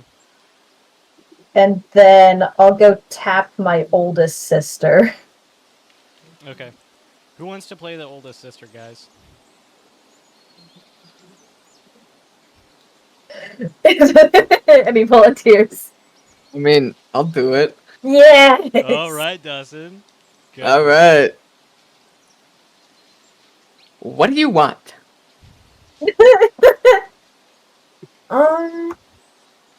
Esme and I are gonna go play outside. And if Mom asks, I don't think so. Mom told us not to go play outside. Did she tell us or did she tell you? If she told me, that means she told all of us, okay? Well, Mom's not Can here right now. you speed this up? I'm on the phone with Jeremy right now. You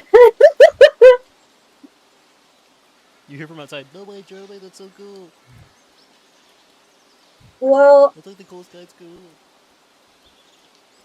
well, if anything happens, then it's your fault. And I'll just go.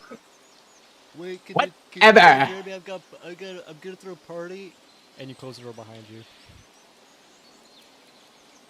Oh well, that's so cool that your sister knows Jeremy. You think, you think you could introduce me sometime? Jeremy's lame. No, Jeremy's like the coolest dude in the whole school. He's like, 1, the king of punchies, 2, the king of kickies, and 3, the king of nutties. Nutties? That's the hardest one. What's nutties? You're not allowed to play Okay. a boys only game. Ugh. Okay. Okay. So, Do like, all your maybe games them involve or- hurting each other? What? I'm already taking off towards the woods. Wait, no! He follows right behind you. And you see Esme's like, I bet those are my favorite games too. I love Nutties. It's my favorite game. And he's like, what? What? So you guys get in the woods. And you enter. And sorry, give me 1 second. Give me 1 second. That was the funniest sequence of events I think we've had thus far. What buddy we're talking about? Nutties. I love this kid. You're talking about. Definitely not my favorite NPC now. What's his name? Okay. Spell it for me. His name is Hallik. It's Hallik. Pollock. Okay. He's a short, pungy boy with like slicked black hair, and he's got like not pierced ears, but it looks like he tried. So you can see that on one side it's like a little infected, and then on the other side it's like taped off. Yeah, like his older brothers helped him. Yeah, like his older brother helped him. And he's wearing a t-shirt that's too large for him, that you assume is probably also not his, and baggy shorts held together with like some cord. Okay. And he walks everywhere barefoot. Yeah. Yeah, of course he does. That's Pollock. He likes to feel the ground beneath his toes or whatever. By toes. It connects him to You wouldn't get it.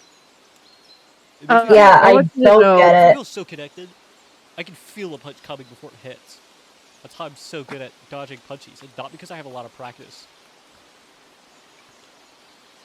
Nutties made Kale scream. When he flung back, he went, "Ah!" And then he started laughing. That's crazy. As That's it what I should. sound like when we play Nutties. Yeah, he did it again! He just did it again! Alright, whatever. Anyway, Sorry, I had to mute myself. I was hollering over here. No, it's okay. And you enter the woods to go play Seek.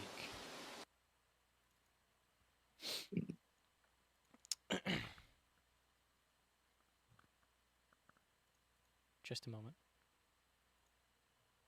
Think about the best night's Yeah, sleep ad. you've ever had. Gotta get past the ad. You know, we got We're an ad break in dedicated to between every helping you little sleep. clip. That's okay.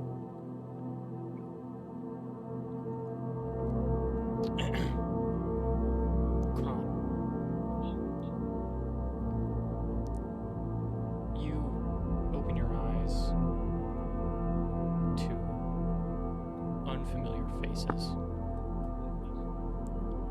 Mangy, scarred, and you hear gruff voices conversing.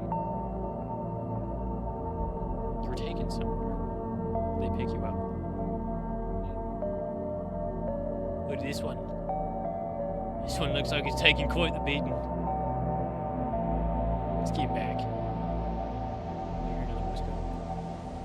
Where he's done. It's just a boy. He look like just a kid. Wow, do you have an What I meant. insignia? And you can feel the hand sort of searching you, and they grab your hand, they grab your paws, and they pull them up. No, I don't see one.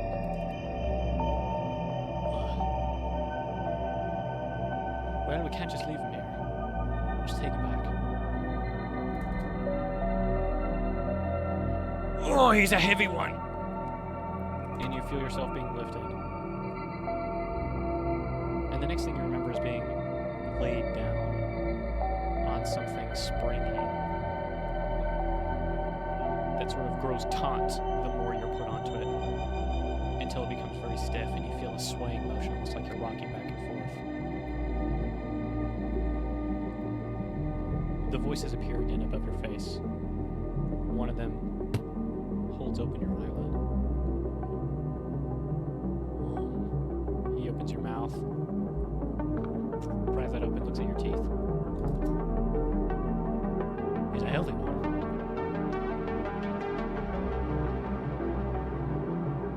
Oh, it probably fell off. Oh, gosh. Well, we can't just leave him. I know. It's just... We're in enough hot water as it is, alright? Well, what do you propose? We just bring him back in this condition? You know what they'll think? Yeah, you're right. Here, we'll treat him. We'll treat him, and then we'll just let him go. How does that sound? like. Yes, Dawson? No, never mind. You sure? Yeah, go ahead. It sounds like the best idea we've had.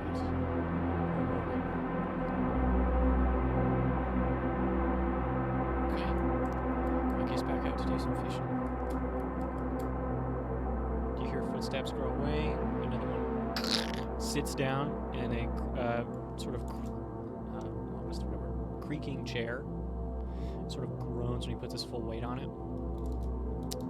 And just leans back. Little kid fell off the world. Where the hell are you from? And you close your eyes and you just can't stay conscious any longer. And it goes dark again.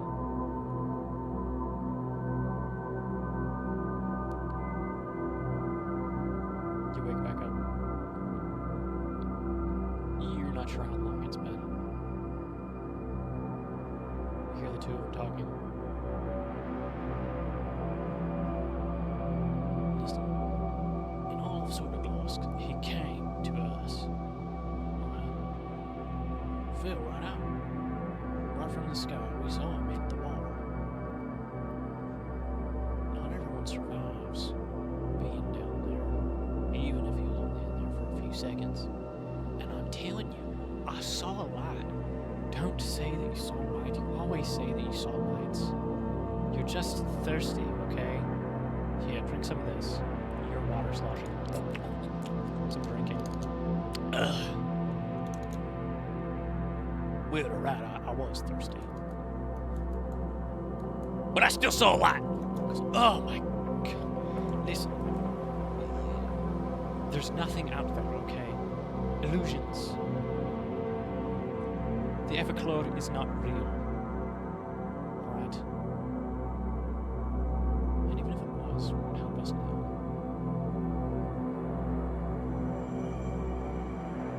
If there really were talking dead out there, I just couldn't. We couldn't be here. Alright? Where'd we go? Well, That's what I felt.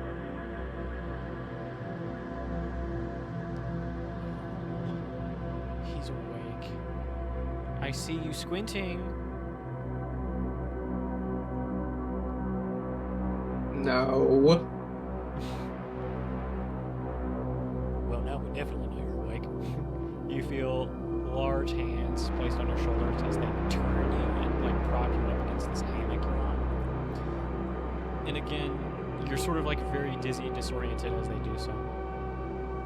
You can feel your lips are parched, your little tummy begins growling, and you hear the sounds of waves crashing again and again. Nothing more than waves crashing, and then all of a sudden, oh, that didn't pick up at all. All of a sudden, did that pick up? No. No? Fuck. Okay. You hear the sound of like steam hissing. Loud and bursting from water almost outside. And it just becomes so much more humid as a wave of mist washes into the room. oh no, we gotta close the door. You see he runs over this scarred, mangy-looking man. Runs over, shuts some windows, rolls a like circular-looking door in front of an opening, and pushes rocks in front of it to hold it in place. You can just hear the sound of waves beating from beneath you, and the occasional splash through the window. Alright. Let me introduce myself. My name is Svan. And you are? My name's Crom. Kron. Do we have a last name? Ember Ward. Would you excuse me one moment?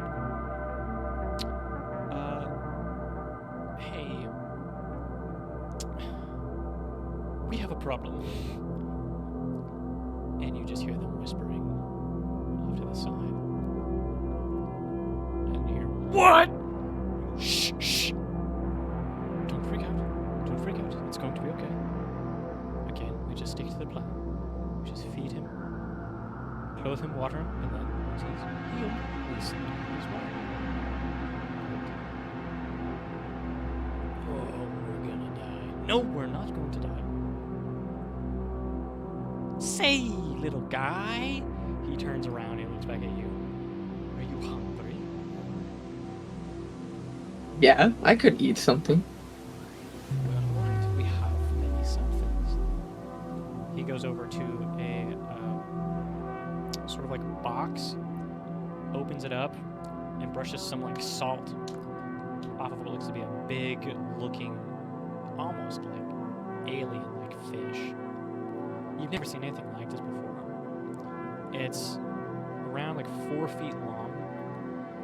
It has purple scales with rings of yellow around it. It's got 2 sets of eyes, one on the top of its head and one on the bottom.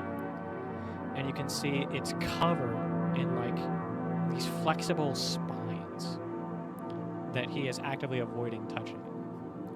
He said he like grabs it by the head and he grabs it by the tail and he just pulls this thing out of like the salt and slams it onto a stone countertop. Okay, here we go. He begins to chop it up, prepare it, and then when he serves it to you, you see that all of those little spines have been cut off, have been set to the side, and what you are left with is salted, raw fish that seems to have been wrapped in something orange, almost like a leaf. Wow. Thank you so much. You are very welcome. And I eat it. I start eating it. It is. Make a constitution check to see if you like it or not. Ooh. No modifiers to this. It's just constitution for flavor. Let's say 10 or more, it's good. 10 or less, you don't, or sorry, less than 10, you don't care for it. Okay. I don't care for it. You don't care for it. It tastes kind of bland. You're used to food with some flavor to it. This has only got like preservative salts. And the leaf is almost like bitter. It's weird. I obviously, you know, my face kind of contorts in disagreement with the taste. But as I swallow that first bite, I just smile back at him.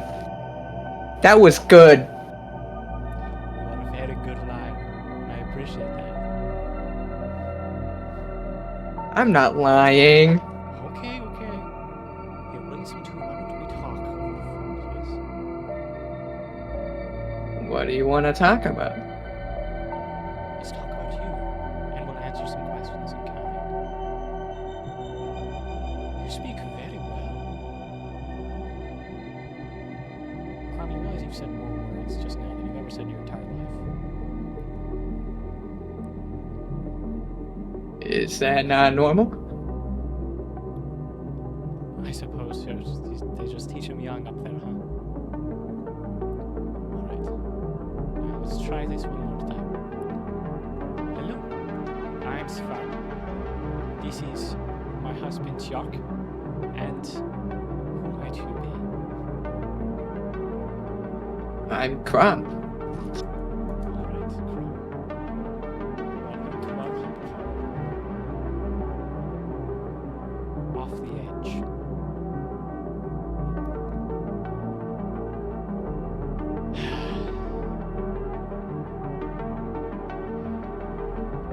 He looks around awkwardly.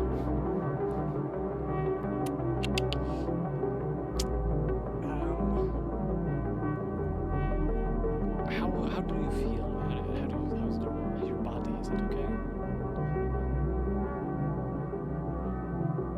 My head kind of hurts as I take another bite. Okay.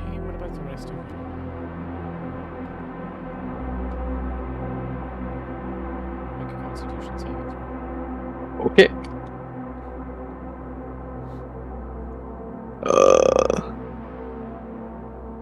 4. Okay. With a 4, you look down at your arms and you see that you can feel that they're pretty bruised underneath your fur. One of your claws has chipped, and your legs are really, really achy. Thinking back on it, you kind of remember falling, but the cold,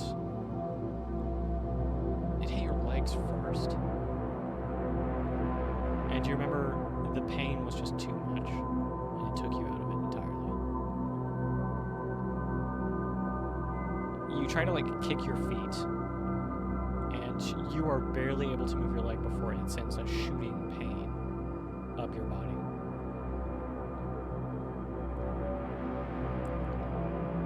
And you look up at them, and they both wide-eyed drop the food that they're holding, take a step back.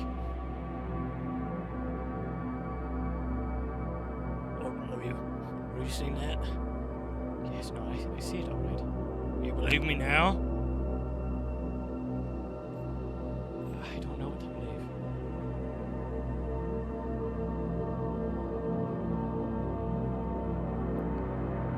You look over to the side. A wall of polished stone. And you see a pair of red glowing eyes staring right back at you.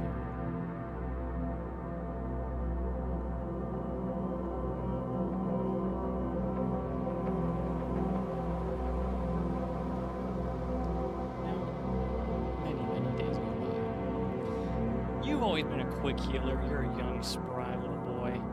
You know. Yeah, nothing keeps me down. Exactly. You're always growing, so injuries are nothing, right? You feel yourself getting stronger extra fast this time. You can kind of kick your legs by the second day, wiggle your toes by the third. You can take a step by the fourth, and then by the fifth, you're kind of waddling around this place, and you're able to walk outside. You see that Yark is out there with a massive hook. He's standing on jagged rocks that pierce the Black Sea surface as the fog begins to creep away as it's moving. The tide is low. He takes his hook. He stands there. He waits.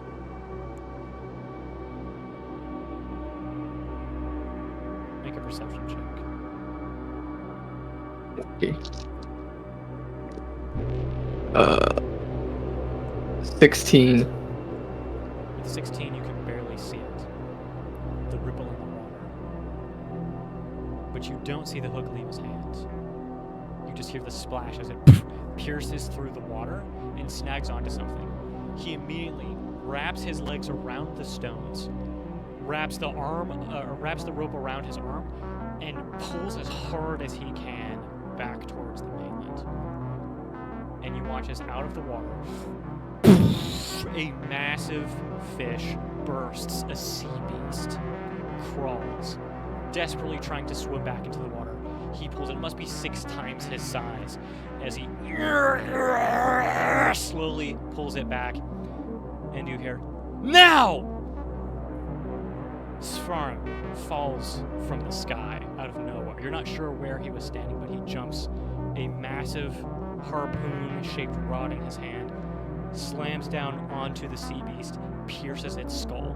The two of them working together manage to wrangle this giant sea beast onto the scattered rocks, pierce its flesh on the stone, and continue to stab at it with the harpoon until it is no longer moving. When all is said and done, they wipe the sweat from their brows. They sort of sit back on the rocks, and you see Yark looks back over towards the house chiseled into the mountainside and sees you standing there. My jaw is basically on the floor right now. Your what? My jaw is like on the floor. Hey there, kid. Just got breakfast. Whoa! You like that? Pretty cool, huh?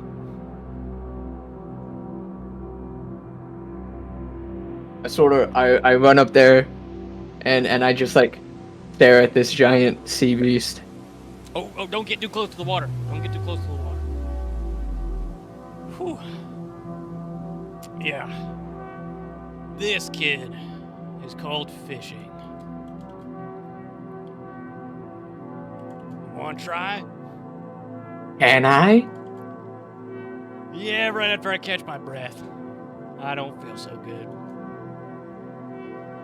And he sits there, and you all watch as the tide recedes even further, revealing the sea beast's massive 2 back legs, fins, that it was using to walk on the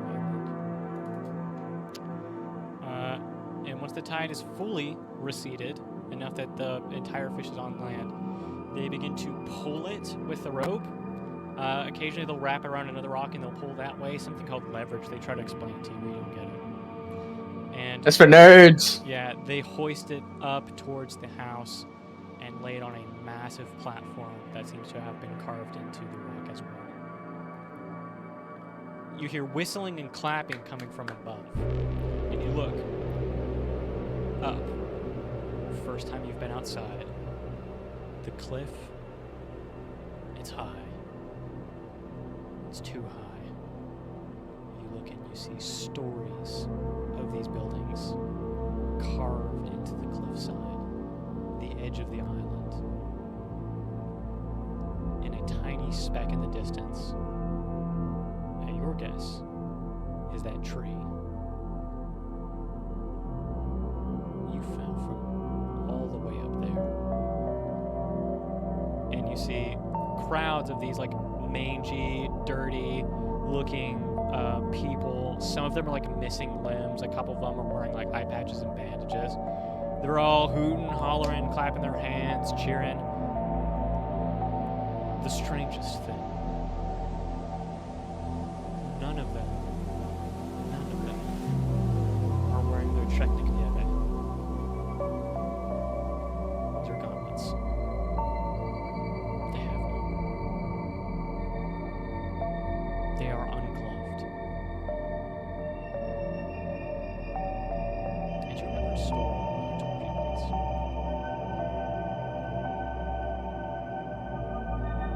You asked, what's out there? What's beyond the farm? Beyond the island? My little one. Beyond the island is Black Sea, east. And over that way, you can find more islands like ours. But at the very edge, beyond the grass, and beyond the land, in between the sea and the mountain,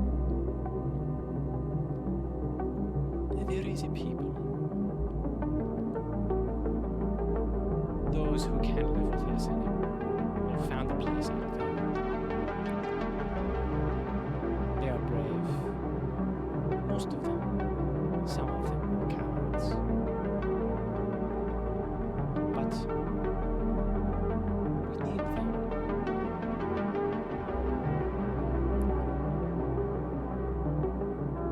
The fishermen,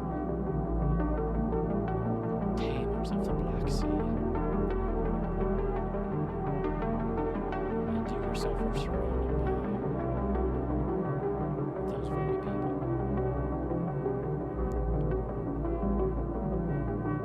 And after witnessing this incredible feat of strength and skill, you watch as they all come together to hack up this giant sea beast and spread the meat amongst themselves. You can see that Yark and Svarn abstained from the cutting and the slicing as well as the portioning. It seems like their job was just to catch it. And at the very end, you guys receive your ration of the beast.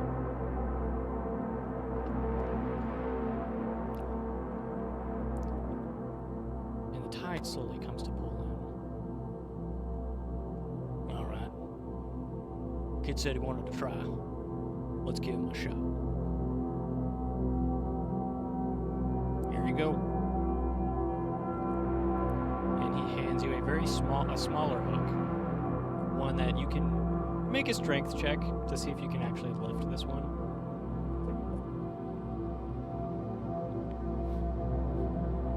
Four. 4? Okay. So you can't lift this one. So they hand you a really small one. That's like the size of your head. It's a small hook. And you see Svarn says, "This is for catching the small ones." So, you will stand right there, close to the water's edge, and you will wait until you see a ripple.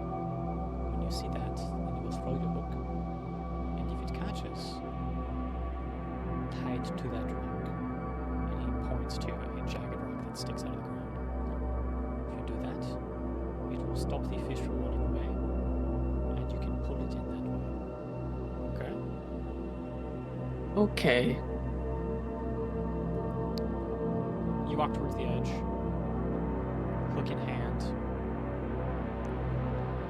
and you sit there, and you wait for that ripple.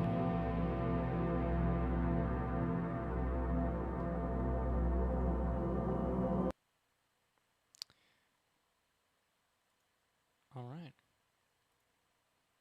Introducing Sure doesn't Cotton have- Patch's Texas Value Meals. Sure Every doesn't day, have always $9.99. There we go. Okie dokie. Sickness. Your brother's gone. Things not looking so good. He's missing. This is real bad. You and your sister look at each other in a panic. You see Cordelia just eyes wide. Oh no. Oh no, she's still real bad.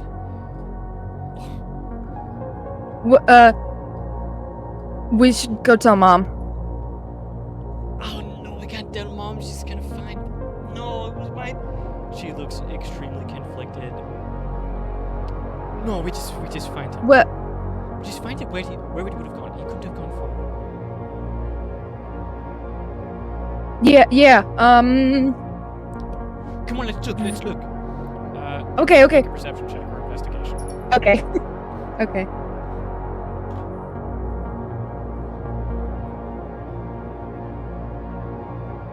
This is -2 on the die. -2 from the roll on the die. So it's a 0. Wait, No, what? I'm asking, like, it's just -2 whatever I get on the die, Yeah. right? Okay, 5. Oh, okay. You look around. I'll roll for Cordelia. Okay.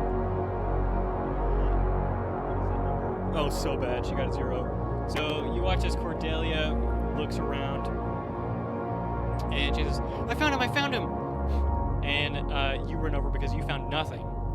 And she's pointing at a like rock out in the distance, a shiny looking like mound of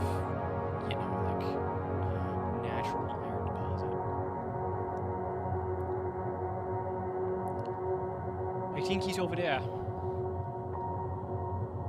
Well, okay. I'd run over there. Towards it.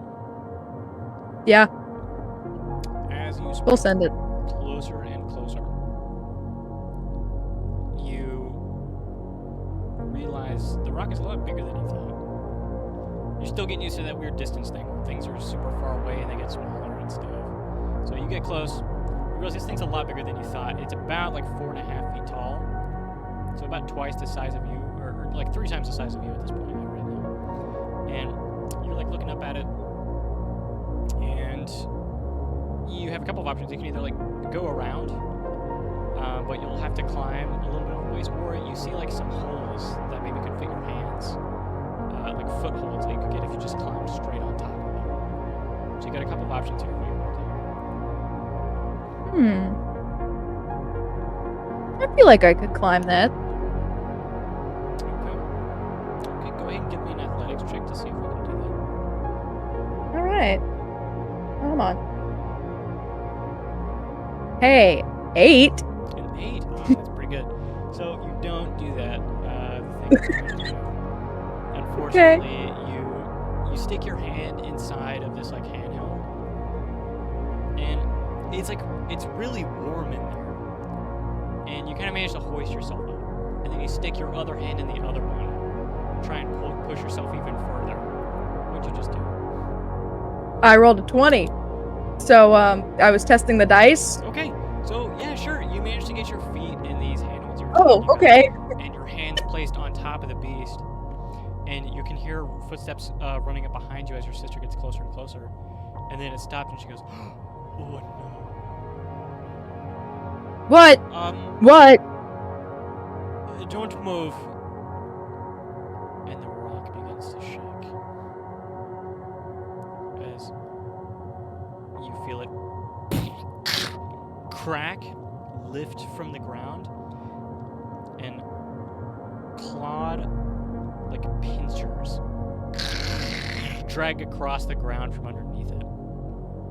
And you see legs also doing the same as this thing stands up, and you feel air come from outside the holes that you've got your feet in. And you look and see antenna break off the surface of the stone.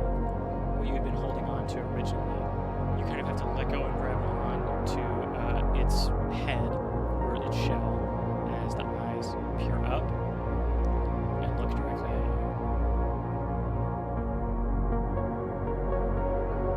And Go- it just stares. Go get Mama. I'd say down to go down. You don't hear a response, you just hear turning and sprinting away. So Okay. you stand there for a bit, and you feel your feet beginning to slip. And as you move, you see that its eyes, extremely small like pupils, almost completely gray, begin to expand ever so slightly as you shift backward. What do you do? Can I make like an insight check on it? Yes.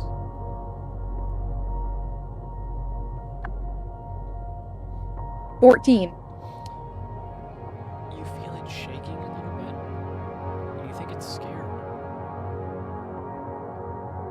You realize you've got your feet inside of its nose, and you had been grabbing onto its eyes, and now as it stands, you're just like attached to it, Oh. staring directly Okay. into its face. It just doesn't move. Can I try and find footholds to either move backwards, if not off of it? Make a perception check. Okay. 7. Okay. So, with a 7, you can look down.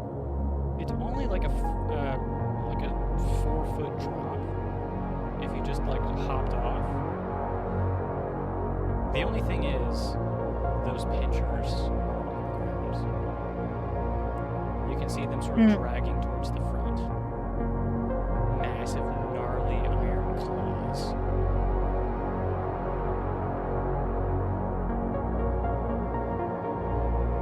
Do I know what this thing? Do you know what it is? Yes. Make an intelligence check.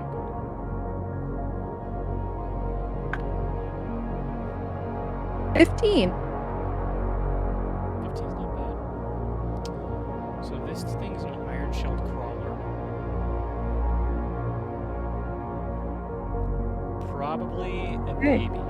These things get really big. They are mostly herbivores, but you know that your parents say to stay away from them because if they're hungry enough, they will go for you. especially since you're so small. Okay. But other than that, they're pretty docile.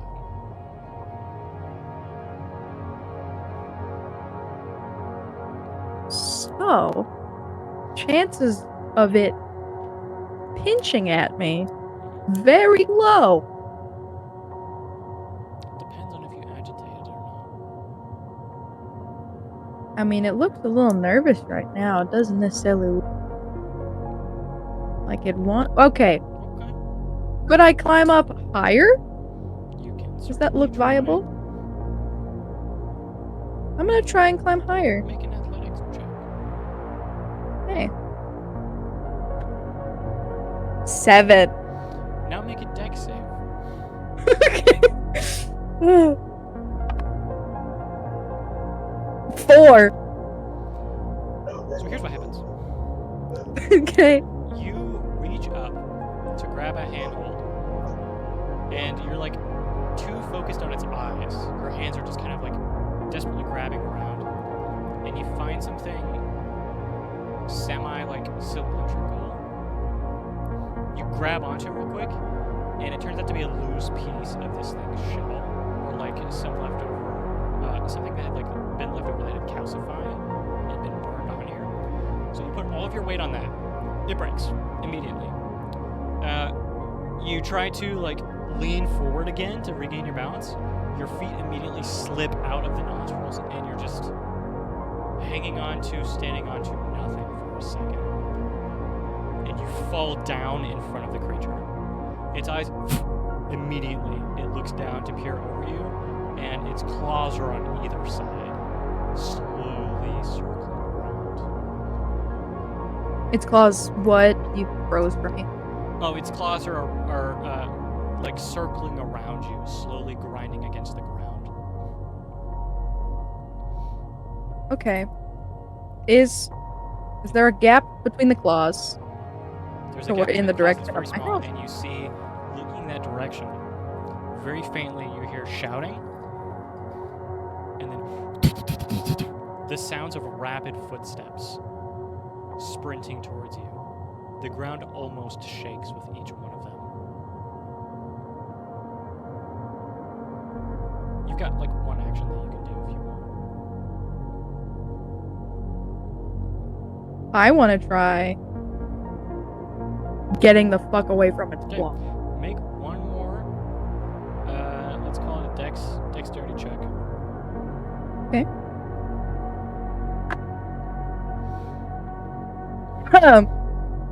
That's a 0.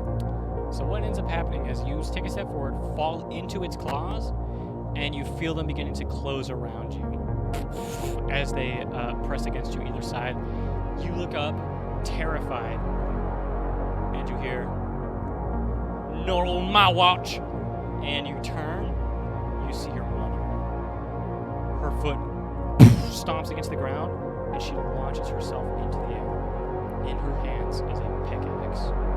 You see a steel or some sort of metallic pick at the end of it. On the other side, it almost looks like a hammer attached to it with various different springs and a piston-like mechanism. On the handle is a trigger. She slams the head of the pick into the crab's head. You hear the click of the trigger. You watch as the springs also release. The end of the pickaxe comes slamming down like a hammer, and the force of that impact causes it to go straight through this thing's shell into its head, and you hear a small explosion and smoke coming from its mouth, and it crumbles to the ground immediately dead. She turns around, yanks the pickaxe out, scoops you up, and begins taking you back to the house. When you get there, your dad's all like, oh my gosh, you done scared me almost half to death. You don't go wandering around in it again." And you see Asterfell is just kind of like sitting over to the side. He's just sitting there in the house. He's probably there the whole time. Somebody probably saw him out there alone and came and got him. And yeah, You see that your sister is being chewed out by her mother. Your father's like holding you really tight, and your sister's on the verge of tears. And this memory ends.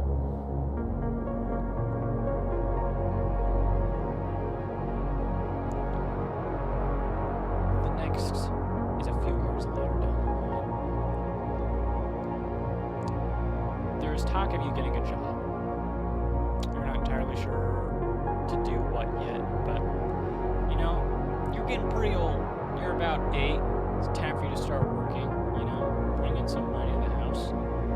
And you look around, your sister's not here. Obviously, your mother is Casablanca, but your dad is sleeping, and your sister's supposed to be here.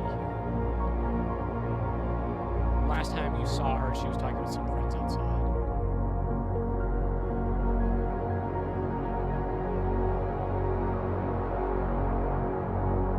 Well, what's Astrophel doing? You look over, and Astrophel is sitting there, just kind of staring out the window. Okay. You were supposed to keep him occupied, but I mean, he doesn't do much.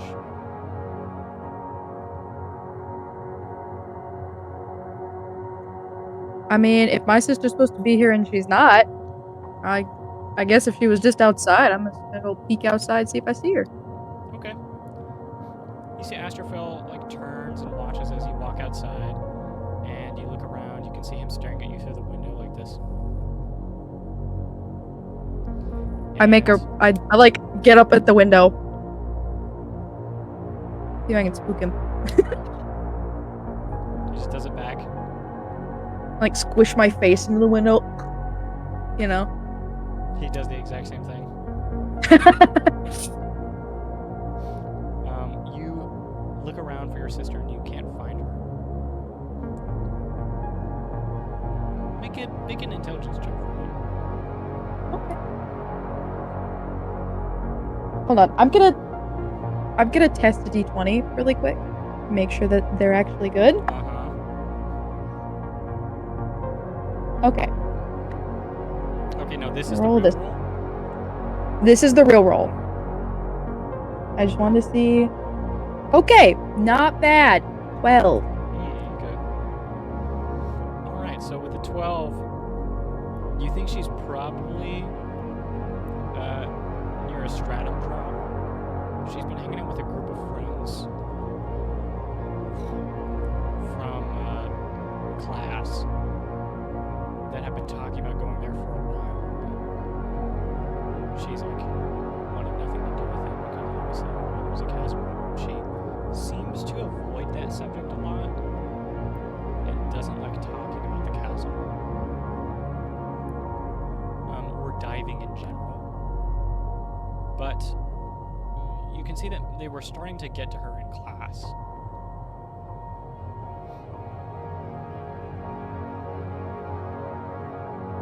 Okay. Well, peek my head back in the house. Stay here. I say to Astrophel.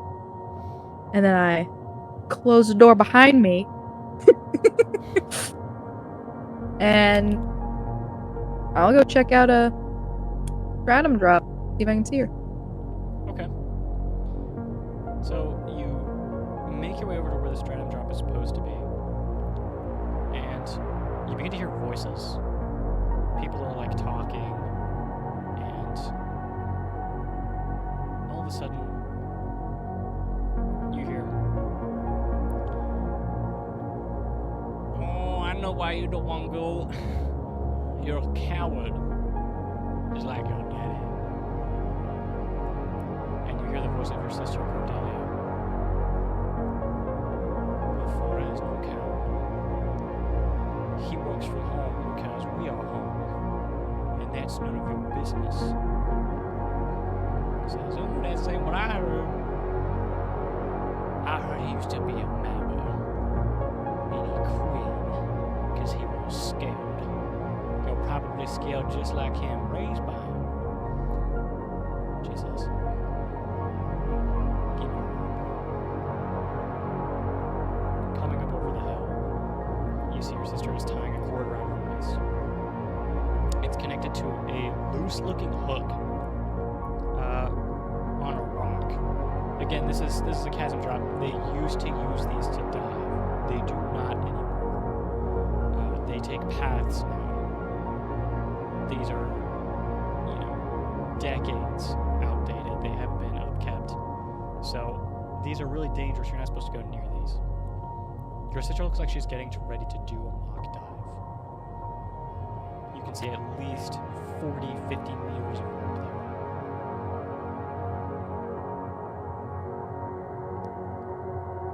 Okay. Well, I would like to show up and stop her. How are you Or, going to you know. stop her? You show up. I want to run see a up. bunch of the boys and a couple of the girls look over, and they go, "Oh, here she is!" And you see your sister turn around and look at you, angry but determined. Why aren't you at the house? What? I was waiting for you. What are you doing? Soon. Go on. Nah, hold on. I want to go inspect the hook that rope's attached to. Okay, you do that as she begins to walk towards the edge, and you hear all the other kids are chanting, "Drop, drop, drop, drop, drop, drop." Now, hold on. They're not listening to you. You see that the hook, you grab a hold of it. It wiggles.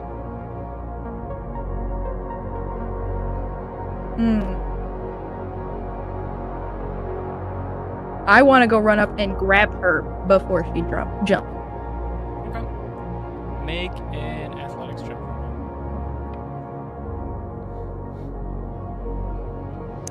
Ew. Now make a dex save. Okay. Let's go.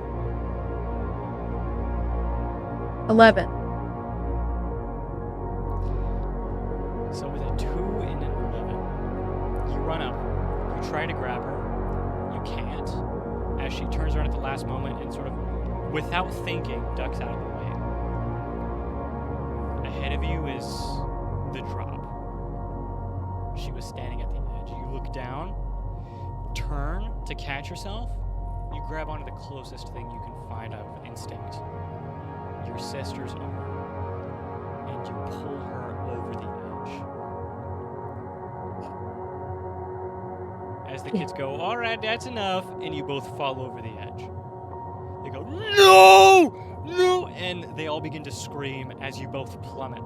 Your sister, in midair, grabs a hold of you with both arms, tries to grab a hold of the cord, and is like wrapping her tail around it frantically as you two begin to zip down into the chasm.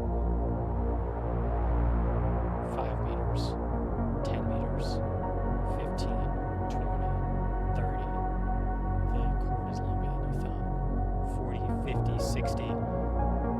You hear the rope grow taut, and then as it, a loud, I'll just say what it was.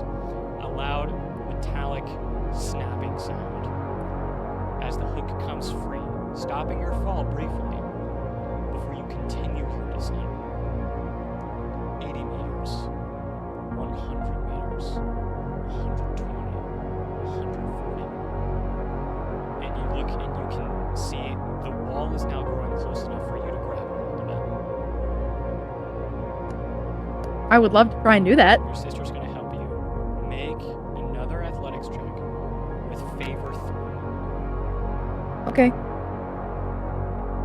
D4, right? It's a D6.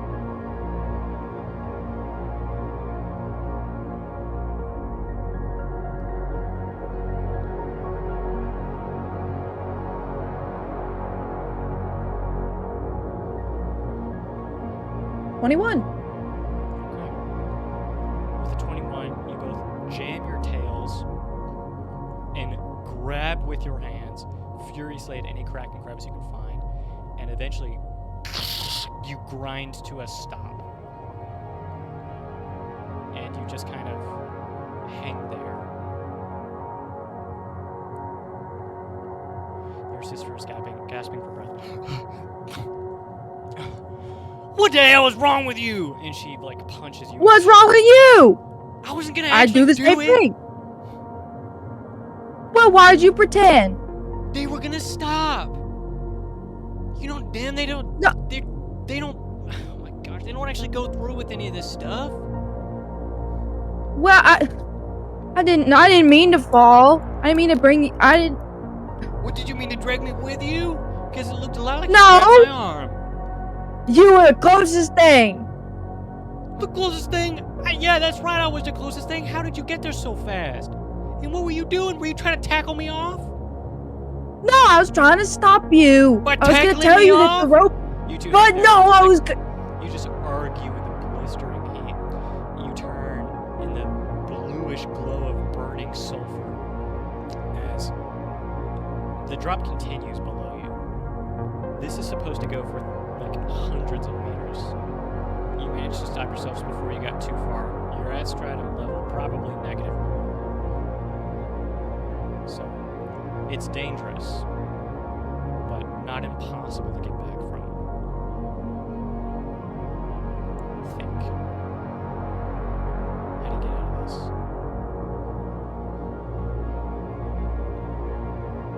Are there any ledges anywhere? Make a perception check.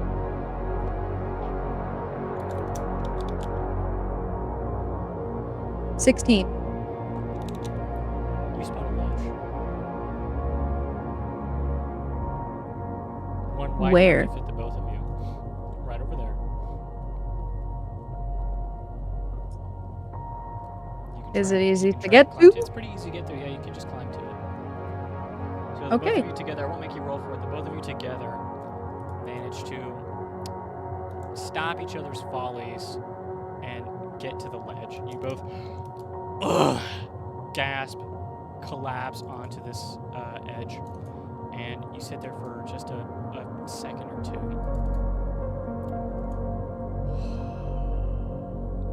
Mama ain't here. Mm-mm. She can't come get us. And Daddy's taking a nap. You were supposed to be watching Yeah. your brother. Well, I was waiting for you, and then you didn't show up, and so then I got nervous. Well, now we're both stuck down here. Well, no point in dwelling on it. We might as well try and get out. Yeah. She takes the rope, pulls up a little bit of it, cuts it with her tail, or like saws it as best she can, and then hands it to you. Go on, tie that around your waist. I do so. Mama told me a few tricks we might be able to just get out of here. Right? Don't tell her I used Okay. them. I don't plan on telling none of this to anybody. Let's go. We just gotta follow that line. She just points to the wall and you see nothing. Line? The line, the crack in the wall. So the tremors are caused by the two plates that are colliding with one another, right? But you can tell based on Yeah. how big the line is, and she's just trying to explain to you as you guys keep going down. Most of it is nonsensical. You do not understand it at all. But she seems very confident about where you guys are going. Anyway, Sure, so I'm like- basically you just gotta follow the line, and it'll lead you to What? a den. You look ahead of you, and you see an opening, a fissure that looks unnatural. You can see that clawed into the stone, massive gouges of rock have been ripped free. And a trail of debris scooped out from inside sort of trails off deeper into the stratum.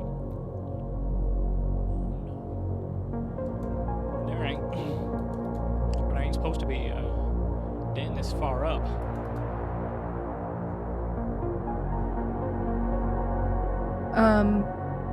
Well, where do we go now? We just gotta go real quiet. We gotta go past that den, alright? We just be super careful. Did We gotta go past the den. pass It's where the crack goes. go? Well, you say so. Alright. Just be very careful. And the two of you begin to creep closer and closer until you're in front of the opening. And you look down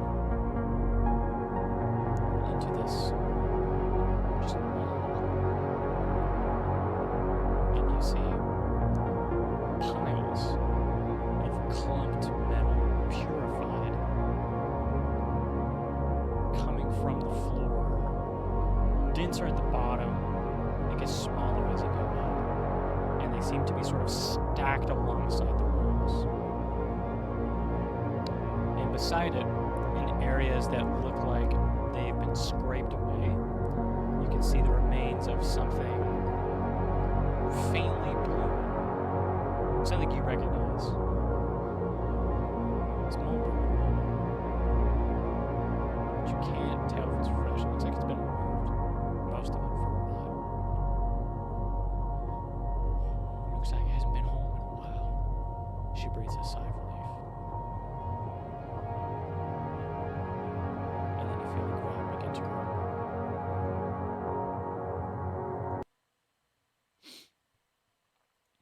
And then we're probably going to watch another ad. Probably. Here we go.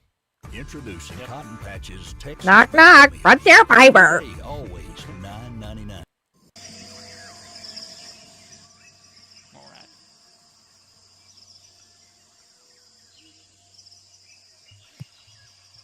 Whew. All right. Iskar, fast gears home. Your dad has arrived, and at the moment he's out hunting, and you're just kind of in the house. You know, you look around you, and there's a lot of stuff your dad brought back. There's a pelt there, an empty shell over there, some stretched skin he's going to make into a drum right over there. There's lots of different kinds of bugs hanging from the ceiling now. You think you know where your love of bugs comes from. Your dad snacks on them all the time. And in fact, he taught you a rather special remedy. There's this special blue bug. And you take it, you crumple it up with some herbs, you stick it into a leaf, you crumple up that leaf, and you get it nice and tight. And you shove it up your butt. And now, this is a remedy handed down through your family for generations. Yeah. Of course, this works every time. No matter what the sickness is, you just shove that bug right up your bum and it gets rid of that illness faster than you can say, yeah, wee! So, you're not feeling too good, so you go looking for a blue bug, and there's none hanging from the ceiling, right? You don't see any in here. Yeah. But you know your dad keeps his own special stash. And he's Yeah. told you before, if you want a bug, well, he sounded like this. If you want a bug, you just go grab it from my room, all right? You don't touch nothing else but them bugs, but you're entitled to any of those bugs, you and your sister. Do you understand? Now, the condition is, if you see a cool bug, you better catch it and bring it to me, all right? If you see any cool bugs, I want that cool bug, okay? All right. The thought bubble disappears. Yeah. He goes, ah! He's not here anymore. So, you think you know where to find that bug. Yeah. I'm gonna go look for that bug. All right, so you go into his room. You push aside the cloth, the skin that separates everything, and you see his massive bed. You call it his room. Really, it's your parents' room, but more often than not, your mother, now that your dad's home, has been able to sort of help out with the sick more often than late. So she Okay. ends up sleeping in the medicine section, like where they tend to the wounded and the sick and stuff like that. So she's not Yeah. as home as she used to be, but she comes by often. It's your dad who's the one who comes here now and sleeps here consistently for the last couple of years. So you go in and you look at all the bugs hanging from the ceiling, hanging from the walls, and you don't see a blue bug, but what you do see is an open chest. It looks like it caught on something. One of the like skins he was using as a blanket and didn't close all the way. This box never been opened before. I want to look at it. You look at it, you go over, you peek into that box. And you see a horde of weapons and trophies and pieces of armor from when your dad was out fighting. Is there like a little hand axe in there? Yeah. Little hand axe. I want to pick up the little hand axe. Okay.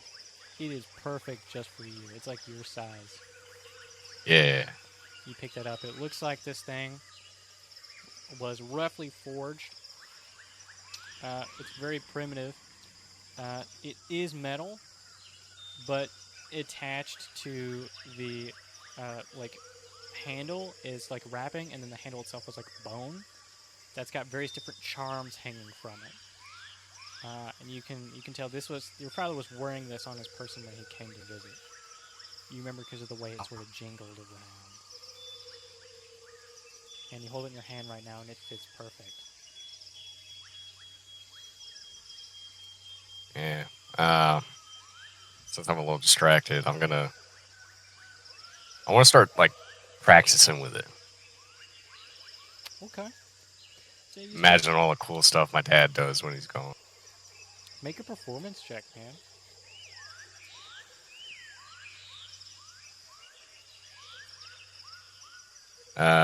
No, I got a 12. 12, okay. Yeah, you're swinging that thing wildly around. What noises do you make when you swing it around? Yeah. I don't know if I'll pick it up, but like the Oh, like the sword sounds? Okay. the sword sound. You're making the sword sounds, and you hear some rustling behind you, and you turn really fast, and you see your dad standing there in the doorway, and he's looking at you, waving this axe around. What you got? I gotta turn. Yeah, I go look up at him, drop the axe. I'm looking for a bug. That don't look like a bug. Now, does it? Well, I What saw that the. looks like. That looks like it fits your hand just right. And he picks it up, and he hands it to you. Really, but this is yours. It's your axe. When I was out there, he sits down next to you, and I was fighting for our tribe. I wasn't thinking about, getting the title of Hachikawa, but it came to me. Hachikawa, by the way, means head warrior in your tribe. It means he is the strongest, besides the chief, of course. It also means if you guys ever go to war again, your dad will be the one leading out the first people. He'll be leading the charge every time, basically. He is the head of the fight.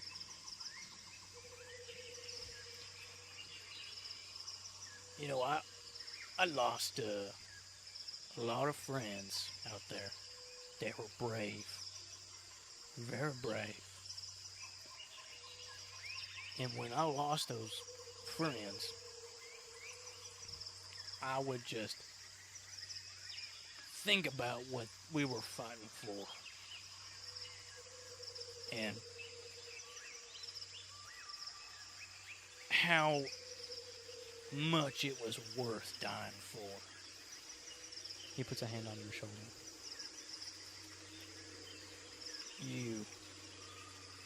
You are worth fighting for. You and your sisters and your mother are worth dying for to me. And this axe, let's say it represents my role when you were old enough to swing my real axe. And he pulls out the massive double-edged stone battle axe that he carries around with him. When you're old enough to swing this thing, I'll stay back and you can fight for me and your sisters and your mother and your children and your wife. For now, let's say that little axe you got there, which is honestly just a good luck charm. I just hang that on my belt for the looks. And he sets his axe down. But let's say that axe right there you got, that represents the spirit, the fire I already see in you. The beginning, the makings of a true warrior. You, son, are a protector, like me. And what we got here, well, it's worth putting on a show like you were earlier. Trust me, I've done it my whole life, and I don't regret a single swing. Now, what do you say I teach you a few moves? That would be really cool. I am pretty cool.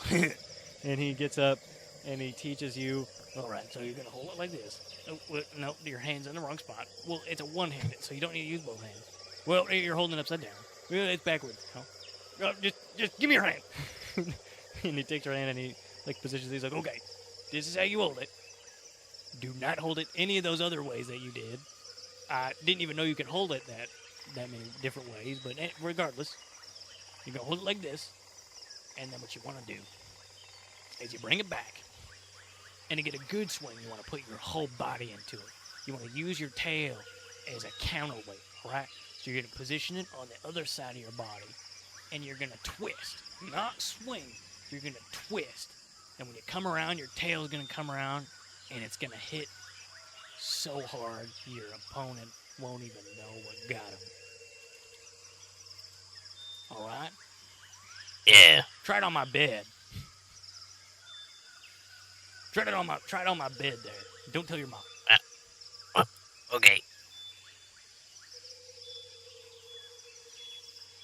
And I'm gonna roll for that. Okay.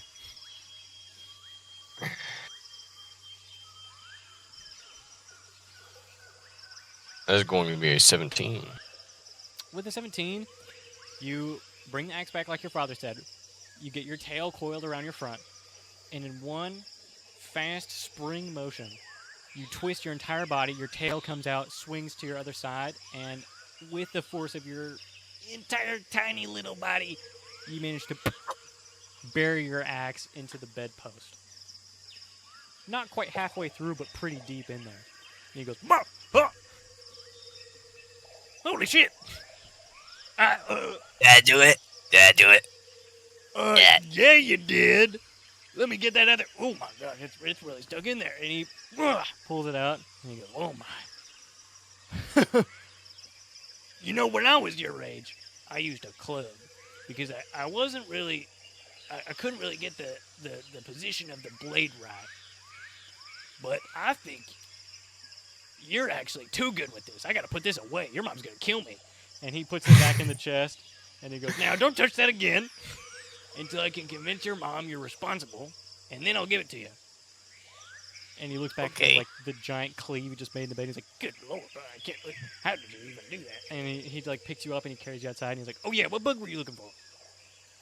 Oh, blue bug. My tummy the medicine bug. I got one right here. He plucks it off and he hands it to you. Oh. Did you just put that in your nose? No, my nose itchy. Oh, are you sure? Your mom told me you put Yeah. bugs where you're not supposed to, so I'm just checking, all right? I'm not judging you. What? I just want to know. Did you just put that bug in your nose? I need to know now. It doesn't No, go. no. Okay, it doesn't go in there. Just for the future. Trust me, I've tried. Okay. Well, you go. I'm gonna take a little nap, and your mom is coming home today, so I'm pretty excited about that. We're gonna cook something nice for her. Okay. Okay. You have fun now. And he falls over and he goes to sleep on the bed. I'm gonna scurry off and find the stuff to shove this up my ass.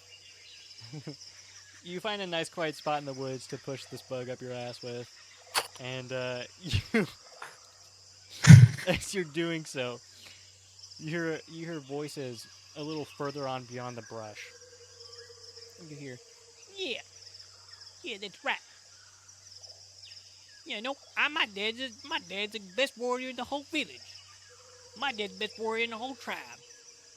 He's the strongest warrior, and you know what? He take a club and he hit someone so hard that he flattened them.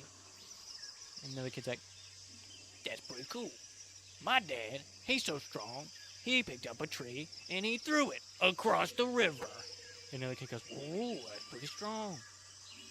Well, you know, my dad, he's so strong, he took me and he threw me into a tree. And they're like, oh, that's pretty good. And the kid goes, you'll never believe how strong my daddy is.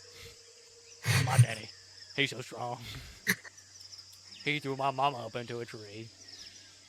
And they're like, wow, that's pretty good. And they're all like clapping each other on the back. And they're like, I guess we have the strongest dads. Yeah, I'm gonna come around the corner here. You think your dad's the strongest? Yeah. My dad's so strong. With one axe, he cut 20 men. One hit. I bet he only cut one man. Yeah, that doesn't seem likely that he cut 20 men with one axe. But he did. It seems rather impossible, if you're asking me. It doesn't seem How old are you? How old are you? 4. Oh. I am the eldest in my family. I will carry our legacy into battle. As soon as I grow old enough to wear real pants. Yeah, that's right. I wear the pants in my family, because I'm the only boy. My dad is dead. But then your daddy wasn't the strongest. Oh! Oh!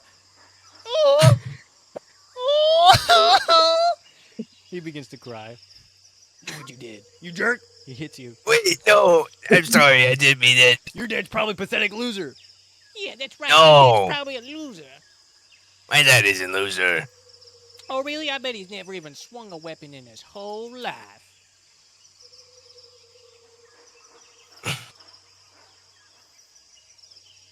How do you pronounce it? How do you pronounce the thing? Are you trying Hetsical? Oh, Hachikal?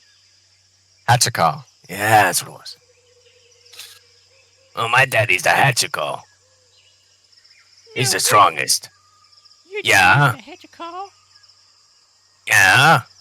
What's your name? It's Gore. Oh, damn, I think his dad is the Hachiko. The other kid's like, no. No way, yes, Gar? Your dad? No, it can't be. Is your dad Dos Katra? Couture? Yeah. Oh man, guys, Dos Katra is actually really strong. Well, I bet that's all a lie. Right, No, guys? it's true. And he elbows his friend. And he's like, yeah, that's right. It's a lie. I bet you don't have a weapon in your whole house. And it doesn't matter because you've never swung a weapon. I swing weapons all the time. I've swung a weapon. Oh yeah, what weapon have you swung? An axe. I don't believe it. Axes are too heavy to swing. You're not big enough. You are kind of the runt in this group. Yeah, I assume so. Oh man, my activity timed out, so Oh, I'm also no longer the host, so it won't even let me do anything. Well, I anyways, also timed out. okay. Well, I guess we're all timed out for now. oh yeah, we all are. I just opened it on YouTube. That's okay. So, what was that? I wasn't listening. What'd you say? You little runt? I've swung an axe. Nuh-uh, you're too small. There's no axe you could swing. Yeah, he's right. Yeah, there is. Axes don't go. The axes don't get that small. They're big, like my dad. Yeah, they're big, like his dad. Yeah, that's right. That's right. Big like my mom in that tree. I can show you. I can show you I can swing an axe. Oh yeah. Yeah. Well, you better bring that axe then, so you can show us. Cause I don't believe you. I think you're a liar. I will. Oh shit, guys! I think he's actually gonna do it. And they're like, no, he couldn't. There's no axe. There's no axe that small, right? No axe that small. No axe. No axe that small. Okay. Yeah, you better go get that axe, you loser. And you're gonna show us how to swing that thing, or not, cause it's not real. Oh! And you watch the other kids go, oh. And I'll show you. okay. So, what do you do? I'm going back to the house, Okay. and I'm gonna try and go in there as quiet as I can be. Okay. So you're walking real slow, and it takes you a while to get back to your house. They were pretty far out there in the woods, and you had been exploring for like a couple of hours before. So it's like it's almost getting to the sunset period of your cycle on your Yaskinar. So you walk and creep into the room, and you can hear your mother humming from the kitchen. Very soft, quiet, and you hear your sisters are all humming with her in there, all in the kitchen. And you can hear her say, all right, so this bug you actually can't eat the wings of because they have a little sticky stuff on them that makes them not taste so well, and they give you tummy aches, okay? Okay. So yeah, so what you need to do is you need to scrape it off like this, and we save that. So if you save that and you let it sit for a little bit, then it turns nice and sweet, and you can put it on this, which is what we call bread. Now I made this by mixing things, and she like is talking to her daughters about how to keep the house. Yeah. Um.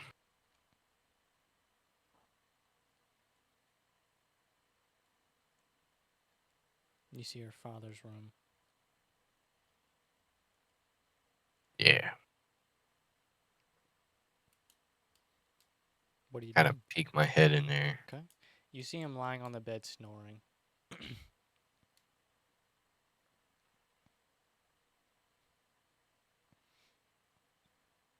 Hmm. What you doing?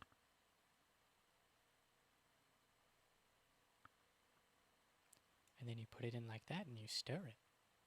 Now what that does is it allows the stew Yeah, to come to I'm gonna a sneak boil. in. Okay.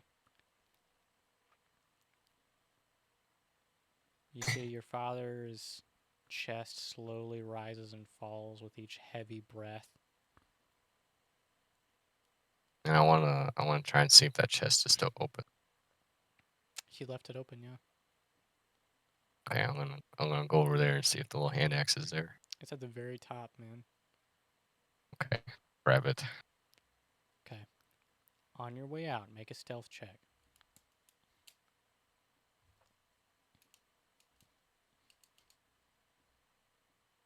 That's a 5. You hear your mother in mid-explanation. All right, and so if you do that, they'll vomit. Oh, hello? Eskar, is that you? Yeah. Oh, come here. Give me a hug. It's been so long. And you see her like peek her head up from the kitchen. I'm like stepping through the doorway, right? You're like the door is like almost open, yeah. I kind of want to grab, like, I have the axe behind my back. I'm gonna use my tail, kind of like grab it, Mm-hmm. and then like set it off to the side on the corner. Okay. So you do that. And she says, "I'm right here. Are you gonna make me go to you? Okay, I'll go to you." And she walks over to you and picks you up in a nice warm embrace. Yeah. All right, a man of few words today. Usually you're very chatty. Um, Where are you off to, buddy? Mama, will you get mad at me? That depends very much on what you tell me next. Which you will tell me next. Because you've said too I much now. I was trying to show the other kids that I was strong, and I showed them that I can swing an axe. Okay. And I tried to take one Take one from where? from Papa. Oh, did he give you permission? Well, he said I could have it, but he had to ask you about it. Well, if he said you could have it, I think that's perfectly fine.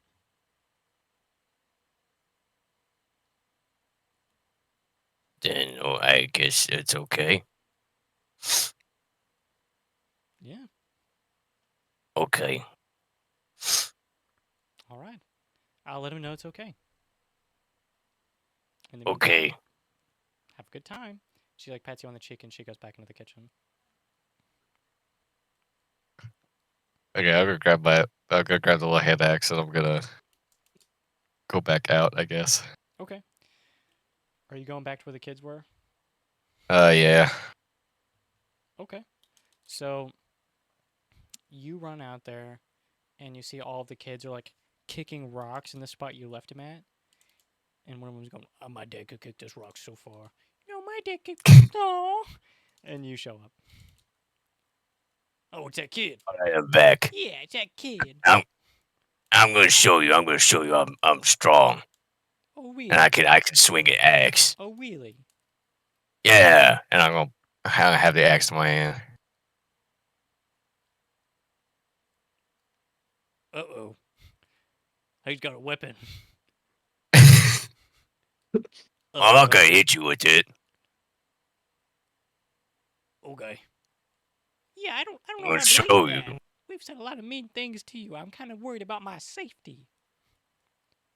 I'm gonna show you I'm strong. And okay, is there a tree next to me? There Like is a like tree a next to you, yeah. skinnier tree, I guess. You can find a skinnier tree. Yeah, and I want to try and chop it. Okay, yeah, go ahead and make Chop that it check down. again. Ooh, 15. With a 15, you manage to chop through the whole tree in one swing. Oh, damn. It's not a big tree. You find one that's only around that big around. Yeah, Take this his is a axe, skinny tree. which has barely seen use, so is still razor sharp, slices through the tree. If you do it exactly like your father taught you, and you hear the tree fall onto the ground where you cut it and begin to fall over. The tree's not actually that tall. It's only like maybe 10, 15 feet tall. But when it hits the ground, it does make a rather loud noise. And you hear all the boys go, "Wow, whoa!" All right, that's pretty cool. I told you. Now, give it here. What do you mean? Give it here. I bet there's a trick or something. No, Oh, yeah? Well, then let me I try can't. it. It's mine. Well, let me try it. Find your own. I did find one. You brought it to me. And they all three And it of them, ain't they yours. surround you. Oh, shit. I need you to make a contested, 3 contested grapple checks. Oh, My okay. timed out thing is gone. Yes. Well, it's almost gone. Then I'll roll my opposing checks in this thing. I made you host, by the way. Thank you. Okay. You need to beat an 18. I need to beat an 18? Yeah. Okay. I got a 15, a 19, and a 20 on a die. So one of those is a failure? Okay. Is that what I just heard? I got a 15, 19, and 20 on the die. That's what I rolled. Okay. So. Okay, yeah, one of those. So the 15 fails. Okay. You feel the biggest one, who's the one that sounds like this, of course. He Yeah. leans over, and as the other two are trying to wrestle you from either side, and you're like pushing them off, he grabs the axe by the top and pulls it out of your hand. And now he holds it above his head.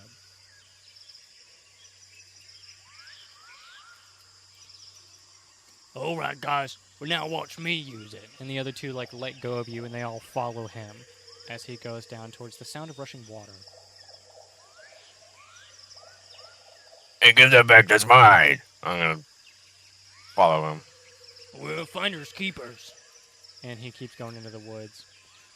And eventually you come to a river that seems to be raging past. And there's a stump by the river of a tree that looks like it was pushed over. You can see like scratch marks along the top of it.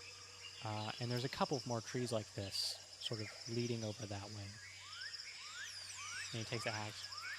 He takes it, and he is like right next to the river, and he's about to hit it. And he's gonna roll. And he goes, "Watch this!" Thunk. Axe slams into the tree trunk, and it chips off. He goes, "Whoa! Oh, I guess there is a trick to this thing."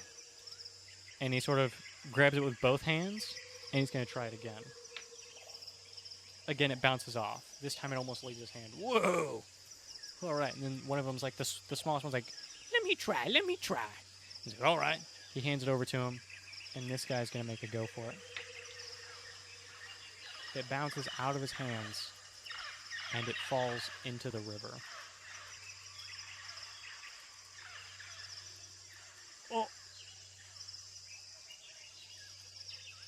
Oh man. I told you guys not to mess with it. Well, I wasn't. Uh-oh. And they all look behind you, and you hear a very familiar voice. What's going on out here? What are you doing, boy? It's your dad. Yeah. His eyes look blurry like he just woke up.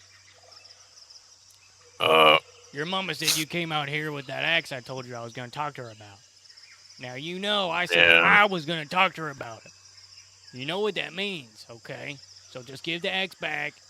We'll say everything's fine, okay? And you'll be punished. You're going to be put in the bag, but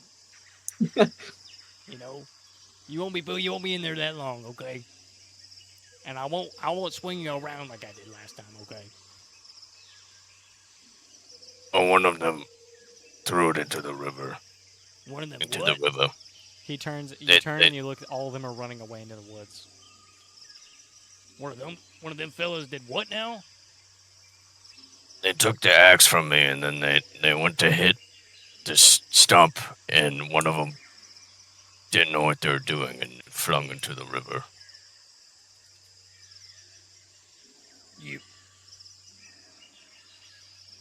What do you mean they took the axe from you? Like you were in a fight? Not really. I was able to hold two of them off, but the other one, the bigger one, he reached over me and took it.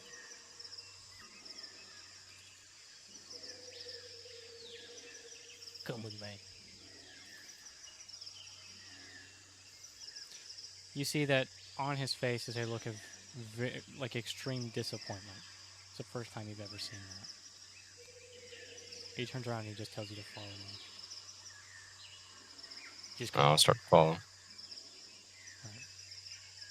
You guys get to the house and he stands in front of the door for a second. He turns back and he says, I told you what that X represented. Alright, I know you're old enough to understand responsibility, okay? Yeah. So, I am... Not only am I disappointed you went behind my back to do this, but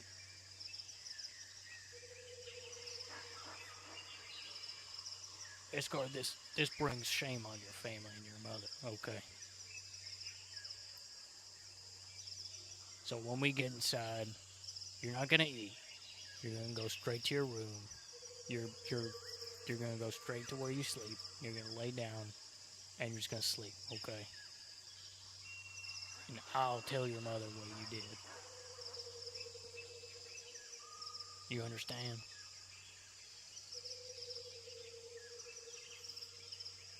Hey, They're saying mean things about you. look at me. Do I look like I care if a bunch of little kids are saying mean things about me? No. Get to bed, now. Yes, Papa. I'm gonna go to bed.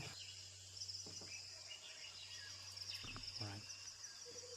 And as you do so, we're gonna take a short break. While I go get some water and turn on my fan, because I'm sweating. Alright. Castiel. You're out here. Oh, I'm so excited. You're out here in the woods with, of course, Pollock and your sister Esme. Yeah. And you're all searching for things that you're going to hide. You hear off in the distance, and your sister, sorry, Megan and Kaylin, they cracked me up. So you look over and you see that your sister is holding something very tightly, very close to her chest, and it seems like she's found an object as well. Okay. I will look for my object. Okay, what do you pick?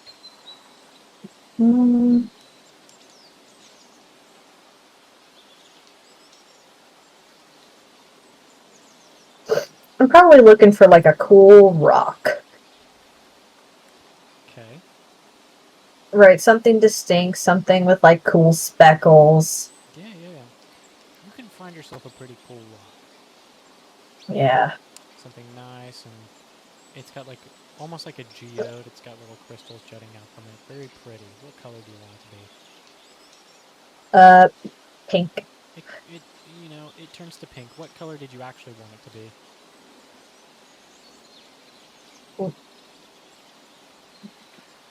I mean, most geodes are kind of purple, yeah. Yeah, it's actually purple. Did you have a different color in mind?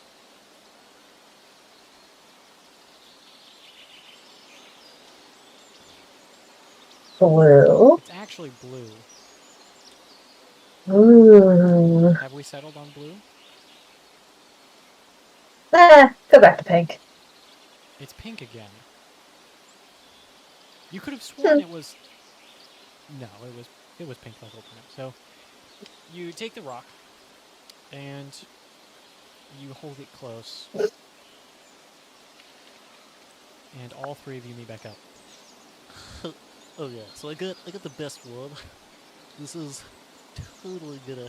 It's like you're not even gonna know what you're looking for until they totally real with you.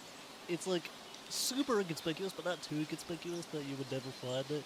I'm kind of a pro at this game. It's like the one game I'm really good at, so not to brag too much, but to brag a little bit.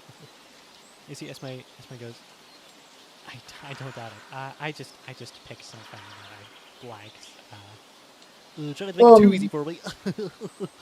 Yes. What did you Well, get? my thing is super rare.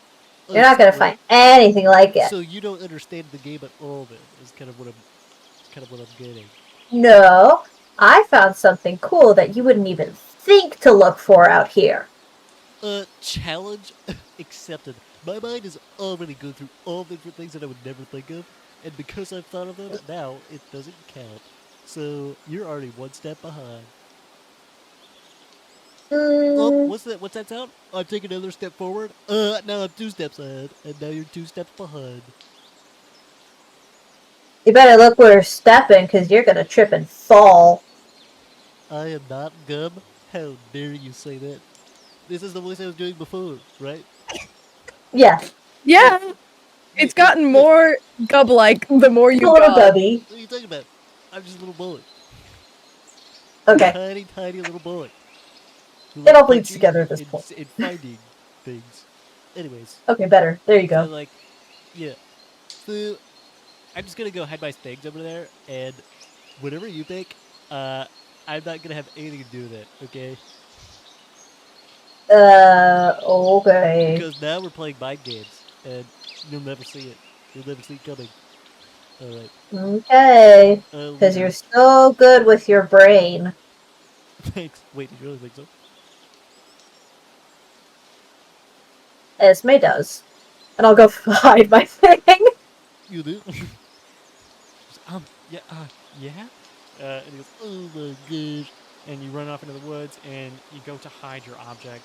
Yeah, go ahead and make a check. I don't to like see- this guy. Oh, man. Well, you go ahead and No. make a check.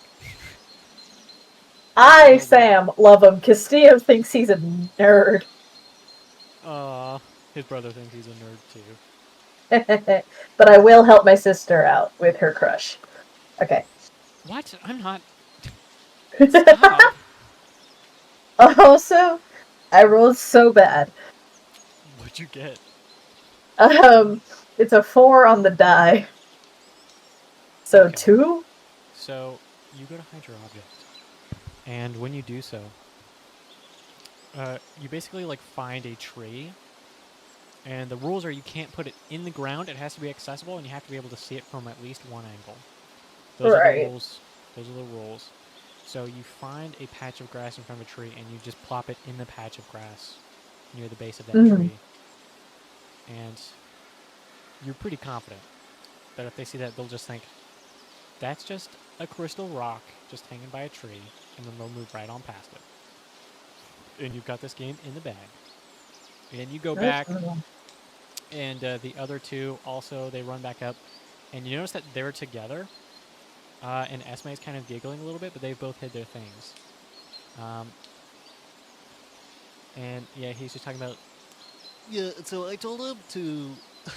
I told him to jump off a house. It was a pretty sick bird. Pretty sick bird I gave him. Oh, hey, Castile, what's up? Wouldn't that hurt? Jumping off a house? Yeah? I've actually fallen off a house many times, and let me tell you, it hurts so much. But it hurts less every time, if you can believe it. It's like you get stronger I don't every believe time. it. It's like you get stronger every time. You should try it. My brother's real good at pushing people off houses. I don't like your brother very much. Well, you've never met him, so I don't Yeah. care. I know everything I need to know, though. Let's talk about something else besides my brother. Okay. You've hid your thing, right? Yeah? Okay. So, that means we're all gonna go at the same time. Ready? We gotta spin around so we don't know which direction is which. Okay? Okay. Okay, 3, 2, 1, spin. Spin, spin, spin, spin, spin. I'm gonna spin so good. He I'm gonna spin spins, so good. all three of you spin so good. And when you're done, you're like super dizzy and you don't know which direction is which. And he's like, Ooh. everyone, pull out your descrier. Things are about to get real. You guys pull out your descriers. You stare into them. 3, 2, 1, go. And he stares into the scryer and concentrates really, really hard. You better not throw up this time. I'm not throwing up this time. I did throw up last time. It was a trick of the light. It was a trick of the light. And he runs into the woods. Yeah, okay. You see Esme begins calmly walking in a different direction. Okay. I'm looking into my thing. Okay. Whose And item are you thinking about? I am thinking about Esme's more. Esme's more? Okay. Mm-hmm. So you're going to roll a d20. Yeah. Yeah, she said she picked something she liked. So I know what things she likes. She likes all the same things I do. Ooh, 19 Okay. on the dice. So 17?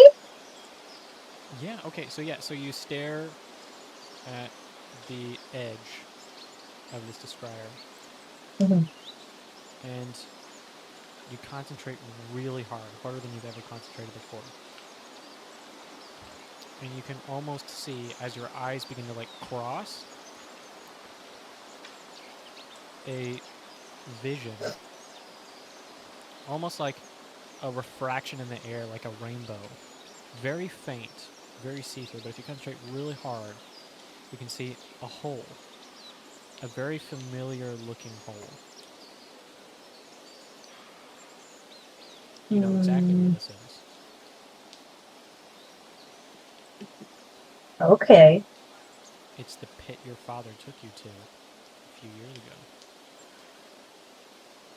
So predictable, Esme. And I would go toward the hole. Okay. So as you go, the noise in the woods begins to get quieter. And eventually, it just becomes silent. And you continue to walk forward. And you see in front of you the pit. Just like you remember it. Only this time, that curve has since steepened. Yeah, it had to have flattened by now, yeah? Mm-hmm. Mm. You walk closer. Closer. And the describer keeps telling you to get closer and closer, and eventually you can see very faintly in that image in the air a glimmer coming from a ledge about 3 feet down in the side of the pit itself. And you look up, blink your eyes a couple times, your eyes uncross, and you can see right there in the side, shoved into a crack, there's something round and sparkly. See, she likes all the same things I do. Cassia's fully talking to herself. Mm-hmm. Just gotta be cheating. Okay. Cassie, you've got this. And I will reach toward it. Your arm, you lean down, and it seems like you've misjudged the distance. It's a little further. It almost seems to be growing further away as you get closer and closer. And you're basically going to have to lie flat and then kind of lean over the edge in order to be able to grab it. Esme's taller than you, and her arms are longer, so... Oof. Yeah. Reach. Don't get down flat. Go for it. Make a dexterity saving throw. Yeah. Okay. Come on.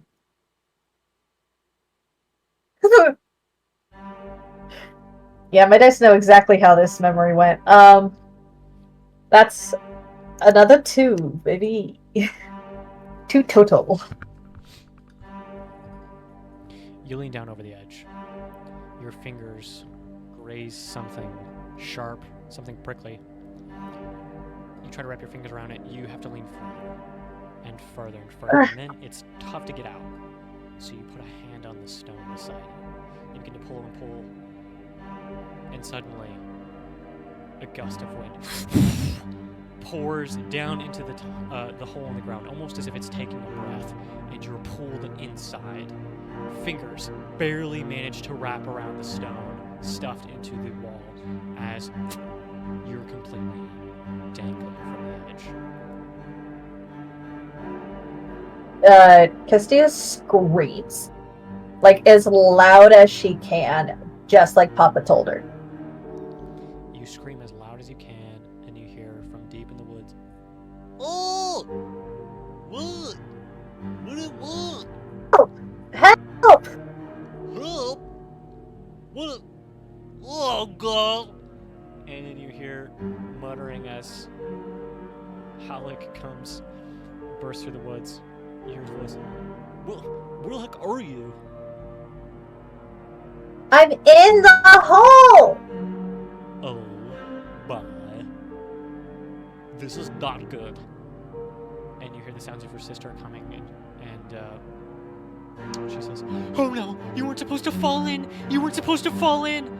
And she runs towards the edge of the hole and reaches out her hand. No!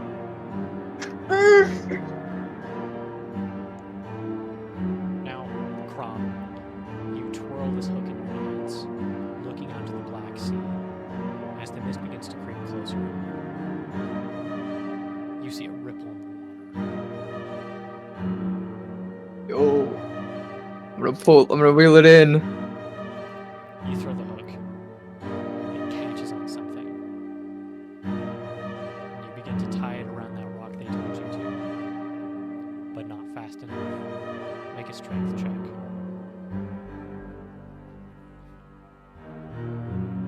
Let's go. I got a 1. You end up, in your attempt to push it around the stone, wrap it around your arm instead, instinctively like you saw Yarn do before.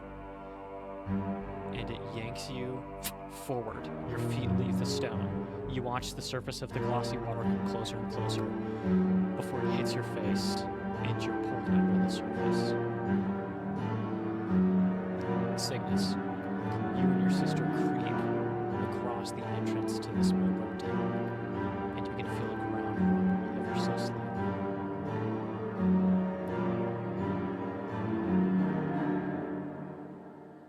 Turning to your left, you see it's in there. Something glows in the dark. You hear a shrill cry, and you both start running. We have to go now! Your legs can only carry you so far. You feel the ground shaking as whatever it is begins to rip through the stone, making its way across the ledge. It begins to chase you as you desperately begin to climb. Make an athletics check.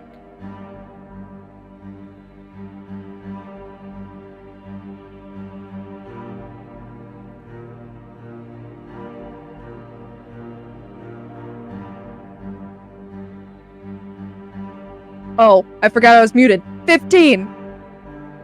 Okay. With a 15, you managed to pull your sister, who had not been doing such a good job, with you as you scramble over the rocks and take a shortcut up to a higher ledge.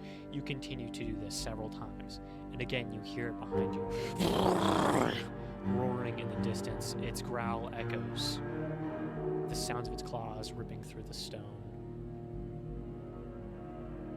It's unlike anything you've ever heard.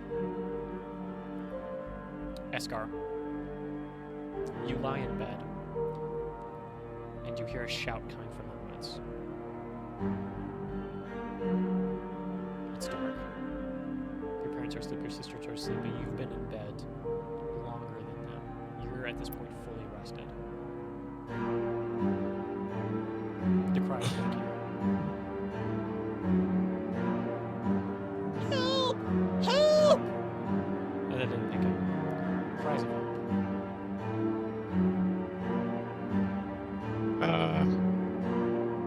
There's like a window in my room. I kind of want to look out and see what's out there. You look, and it seems to be coming from the direction in the woods that those kids were hanging around. Towards the river. I'm gonna head out. Do you make your way over there? Yeah. So you go, and you see one of the kids, the big stocky one, is got one arm in the water near where your axe ended up falling in, and the water seems to be foaming, and you see splashes as something whips in and out. He screams as he's sort of dragged left to right. His arm is like wrapped around one of those branches that was knocked over. You can see now the path leads into the river away from it. The trees are all facing that direction. He sees you. Help! Help me! Help! As Wait a out of the moment. water emerges a massive centipede-like creature, a crut-like. Oh shit. It raises its tendrils, its many, many arms towards you, and you see its beady yellow eyes staring directly at you. An axe embedded in its forehead.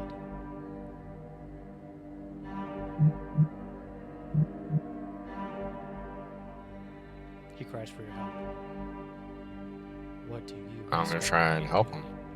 Okay. Go ahead and describe to me how you're actually going to do that. So he's got an arm in the water, right? Right now, as it comes up out of the water, you can see that it's biting down on his arm. So he's Biting currently down on his dangling arm. from its mouth. It's like pinchers. So I want to. Or I guess mandibles. Yeah. So is it holding him in the water? It's out of the water. Its Oh, out of the water. Its head is above the water surface. Okay, so it's about like 5 feet off the ground, standing at almost half height. You can see the rest of it is in the water. Currently, it's like in the water, flat, and then bent, and it's right. The other half of its body is raised up into the air, and then in its mandibles is dangling the kid over the trees, the fallen trees. Yeah, I want to sprint forward as fast as possible, and I want to try and jump on top of that thing. Make an athletics check.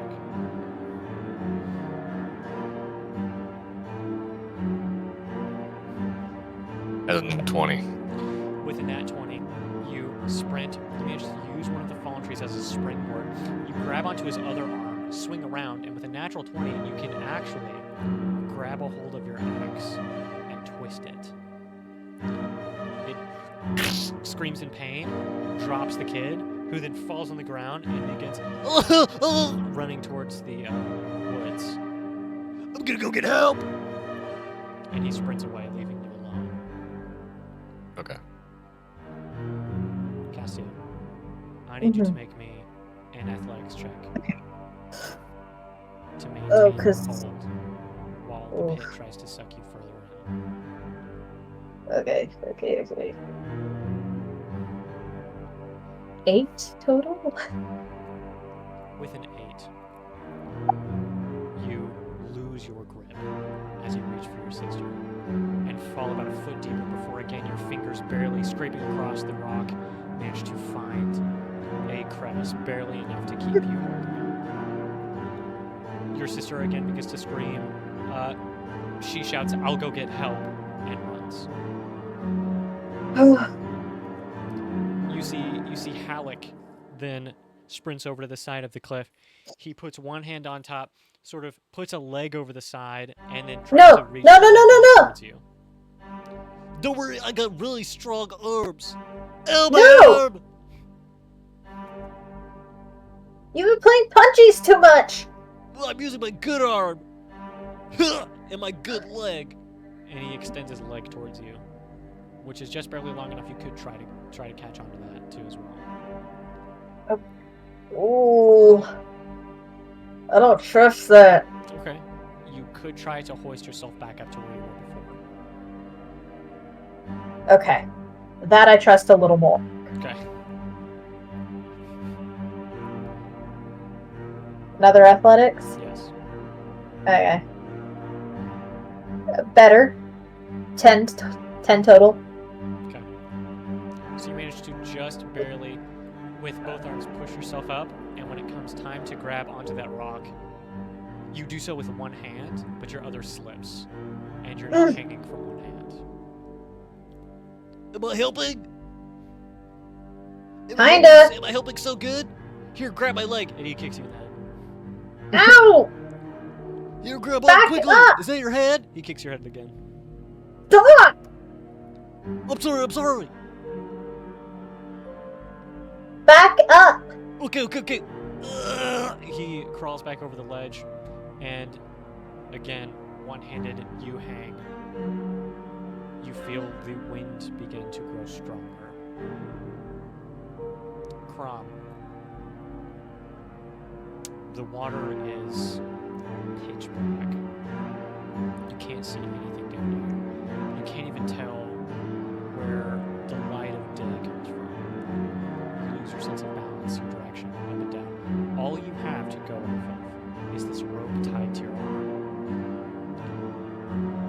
which, for a split second, goes slack. And you turn, open your eyes, and you see a pair of glowing blue eyes staring directly from the surface. And as it grows closer, you see beneath it rows of long, spiked teeth. And it opens its mouth. And it begins to swim towards you.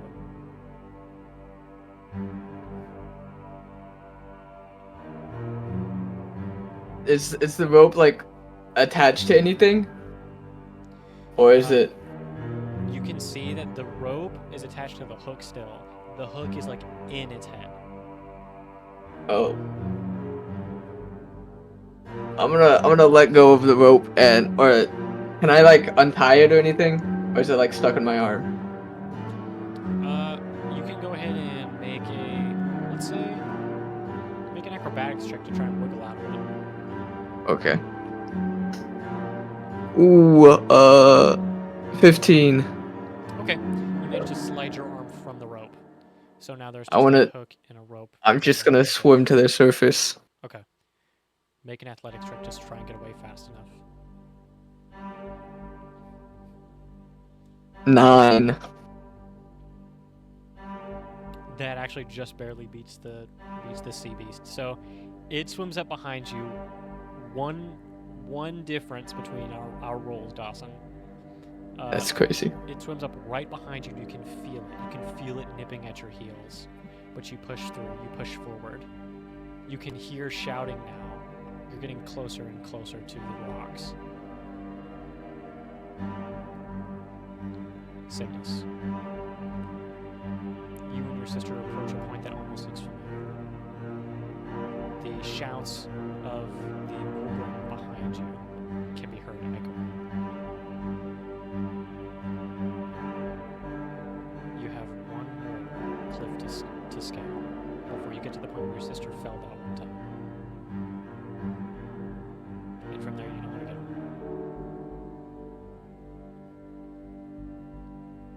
Okay, It's gonna I'm going require for it. A DC 20 athletics check to scale this cliff in time. And I'll say, you can add favor 2 because your sister's helping you.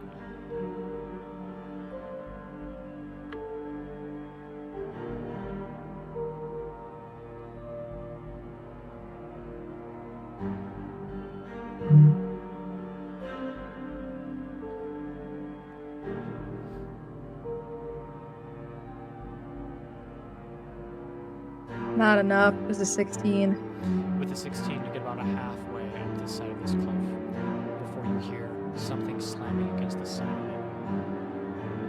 The rocks, the stone that you were using for handholds and footholds, they begin to break free. They grow loose in the side of the cliff. And you lose your grip. You begin to fall.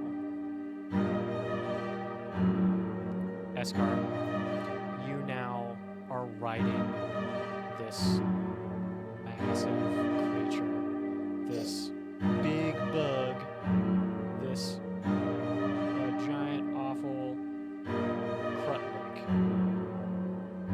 You have your hands wrapped around your blade, your weapon. Go ahead and make an athletics check to avoid being bucked free.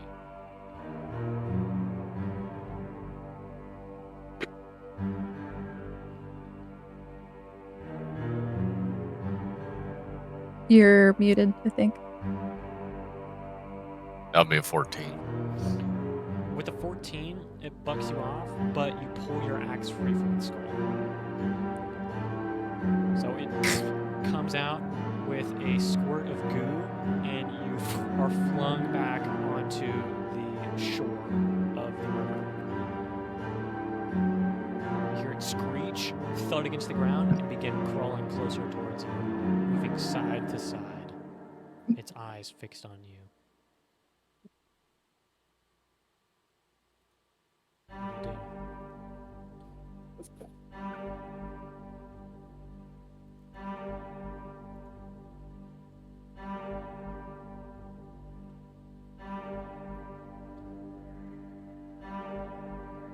I am the strongest. And I'm gonna go to stab it in the head. Okay. Make your attack roll.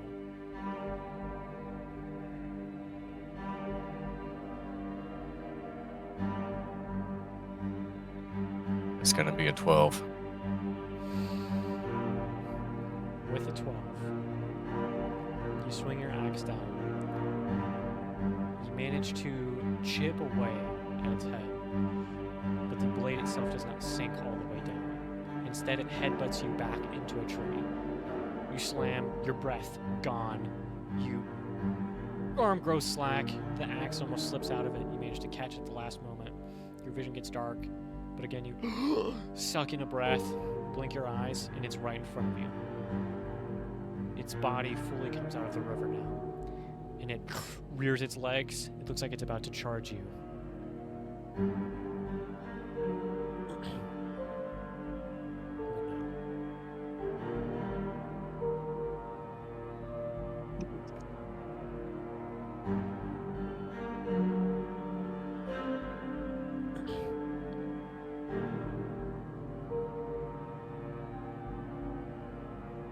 It begins moving forward. When it goes to strike, I want to attempt to grapple. Okay.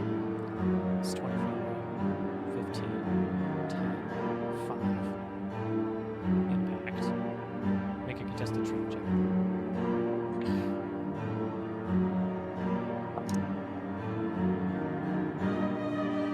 What'd you get?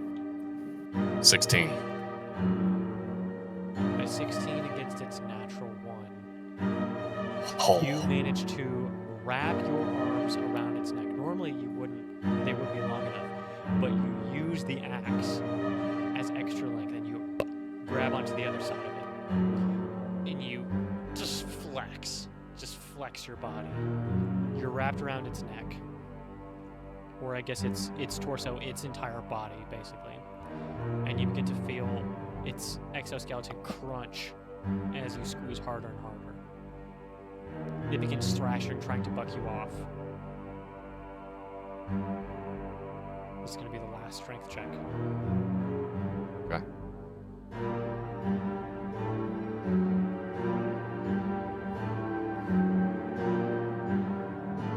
That's another 16. With another 16, you begin to feel it crack and break underneath your body as you squeeze harder than you ever have. Your body almost begins to get bigger. You feel like you can almost reach your own hands now. more and more. Your muscles writhe under your skin.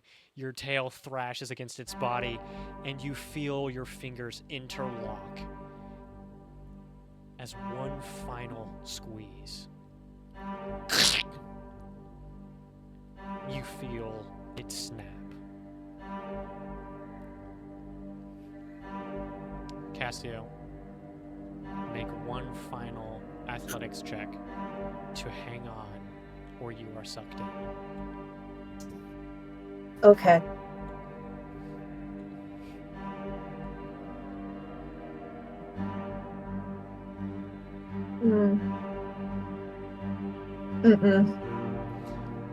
You feel your fingers slip. And you watch as Halak gazes, horrified at your fall. Your descent deep, deep, further down. You scream. You close your Yeah. eyes, spinning. And then you hear a voice.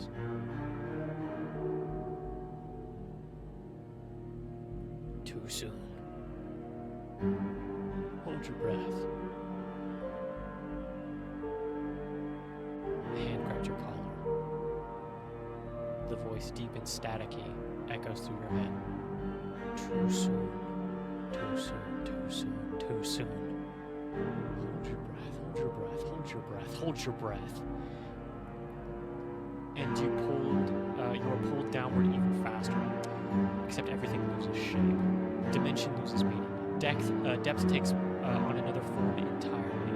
Everything grows closer and closer, and yet it spirals away all at once. The world stretches and wraps around you as your senses are completely overwhelmed with false information. A cold rush like water tickles your skin. Your insides burn with intense heat, and with a force that seems to flatten you in a space that does not exist, you are pushed against an invisible barrier before collapsing onto the grass beneath you.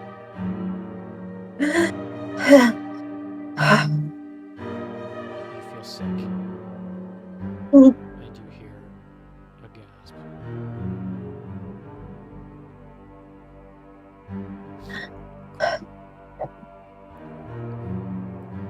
Make your athletics check to get to the rocks.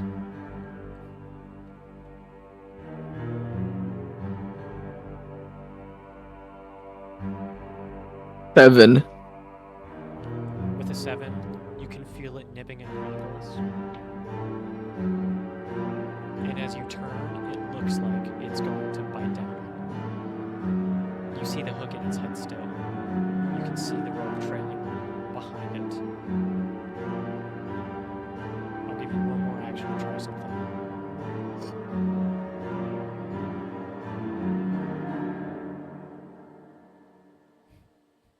But can I like kick the hook deeper into its head? Introducing Cotton Patches Right after we Texas get this Baggy ad. Meals. Every day, always $9.99.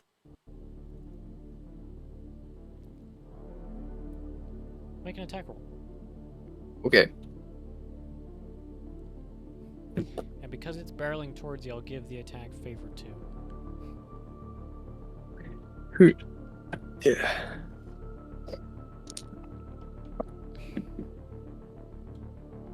That's yeah. 6. Yeah. 15. Okay, yeah, that's definitely a hit. Roll 2d6 for damage. Yo. Well, I already had that, so As you kick this spike deeper into its head. 2. 2 damage, really? It Yes. That's sucks. okay. All you needed was to propel you further backwards, which you successfully do. You use its momentum, leap off of its forehead like a springboard. You feel the hook slide deeper in and push you back into the rocks. Clambering on top of them, you see somebody falling into the water. Someone holding a spear. A massive splash, and the water turns a bit darker. They rise, fish on the harpoon, and drag you out of the water. You stand there as the fog closes in and the tide begins to rise again. Cygnus. You hear a shout. Ooh! Did all of that? I doubt all of that came. I heard like the beginning and the end of it. Ooh! Ooh! There you go. A chain swings down as a man runs on the side of the wall. One arm reaches down, scoops the both of you up as he begins to take that momentum and run up the wall vertically. Your father takes you to the edge of the cliff and pushes you over. Swinging back down, he says, "I'll be right back." And he falls. You wait for a heartbeat. A 2. And again, you see the Can I chain. look? Can I look? You see your father barreling towards you at righteous speed. He leaps over, Back up. drops the chain, lands behind you as he is flung over you. Turns around, and he says, "And you are in some deep trouble." Eskar, a group of tribespeople emerge from the road. They see you standing over the corpse of this beast. Your father behind you. You see a different look on his face. You see Groot. You see Crow. I want to look at my dad and kind of like grab this thing, lift it up. I want to be the next Matrical. Son.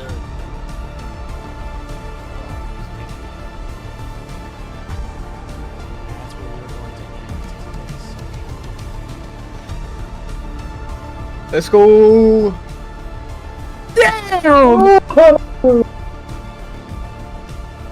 That was pretty exciting. Yeah. Oh my god, dude. I gotta take a breather. I'm shaking. Dude, my heart's I'm still going. Oh my I'm full of god. adrenaline right now. That was my favorite. Stargazers, have a good night. Yep. You too, Bye, man. Dark Hunter. Bye, Dark Hunter. I'll probably talk to you later. Goodbye. All right, good night, guys. Good night. Good night. Bye. Good night.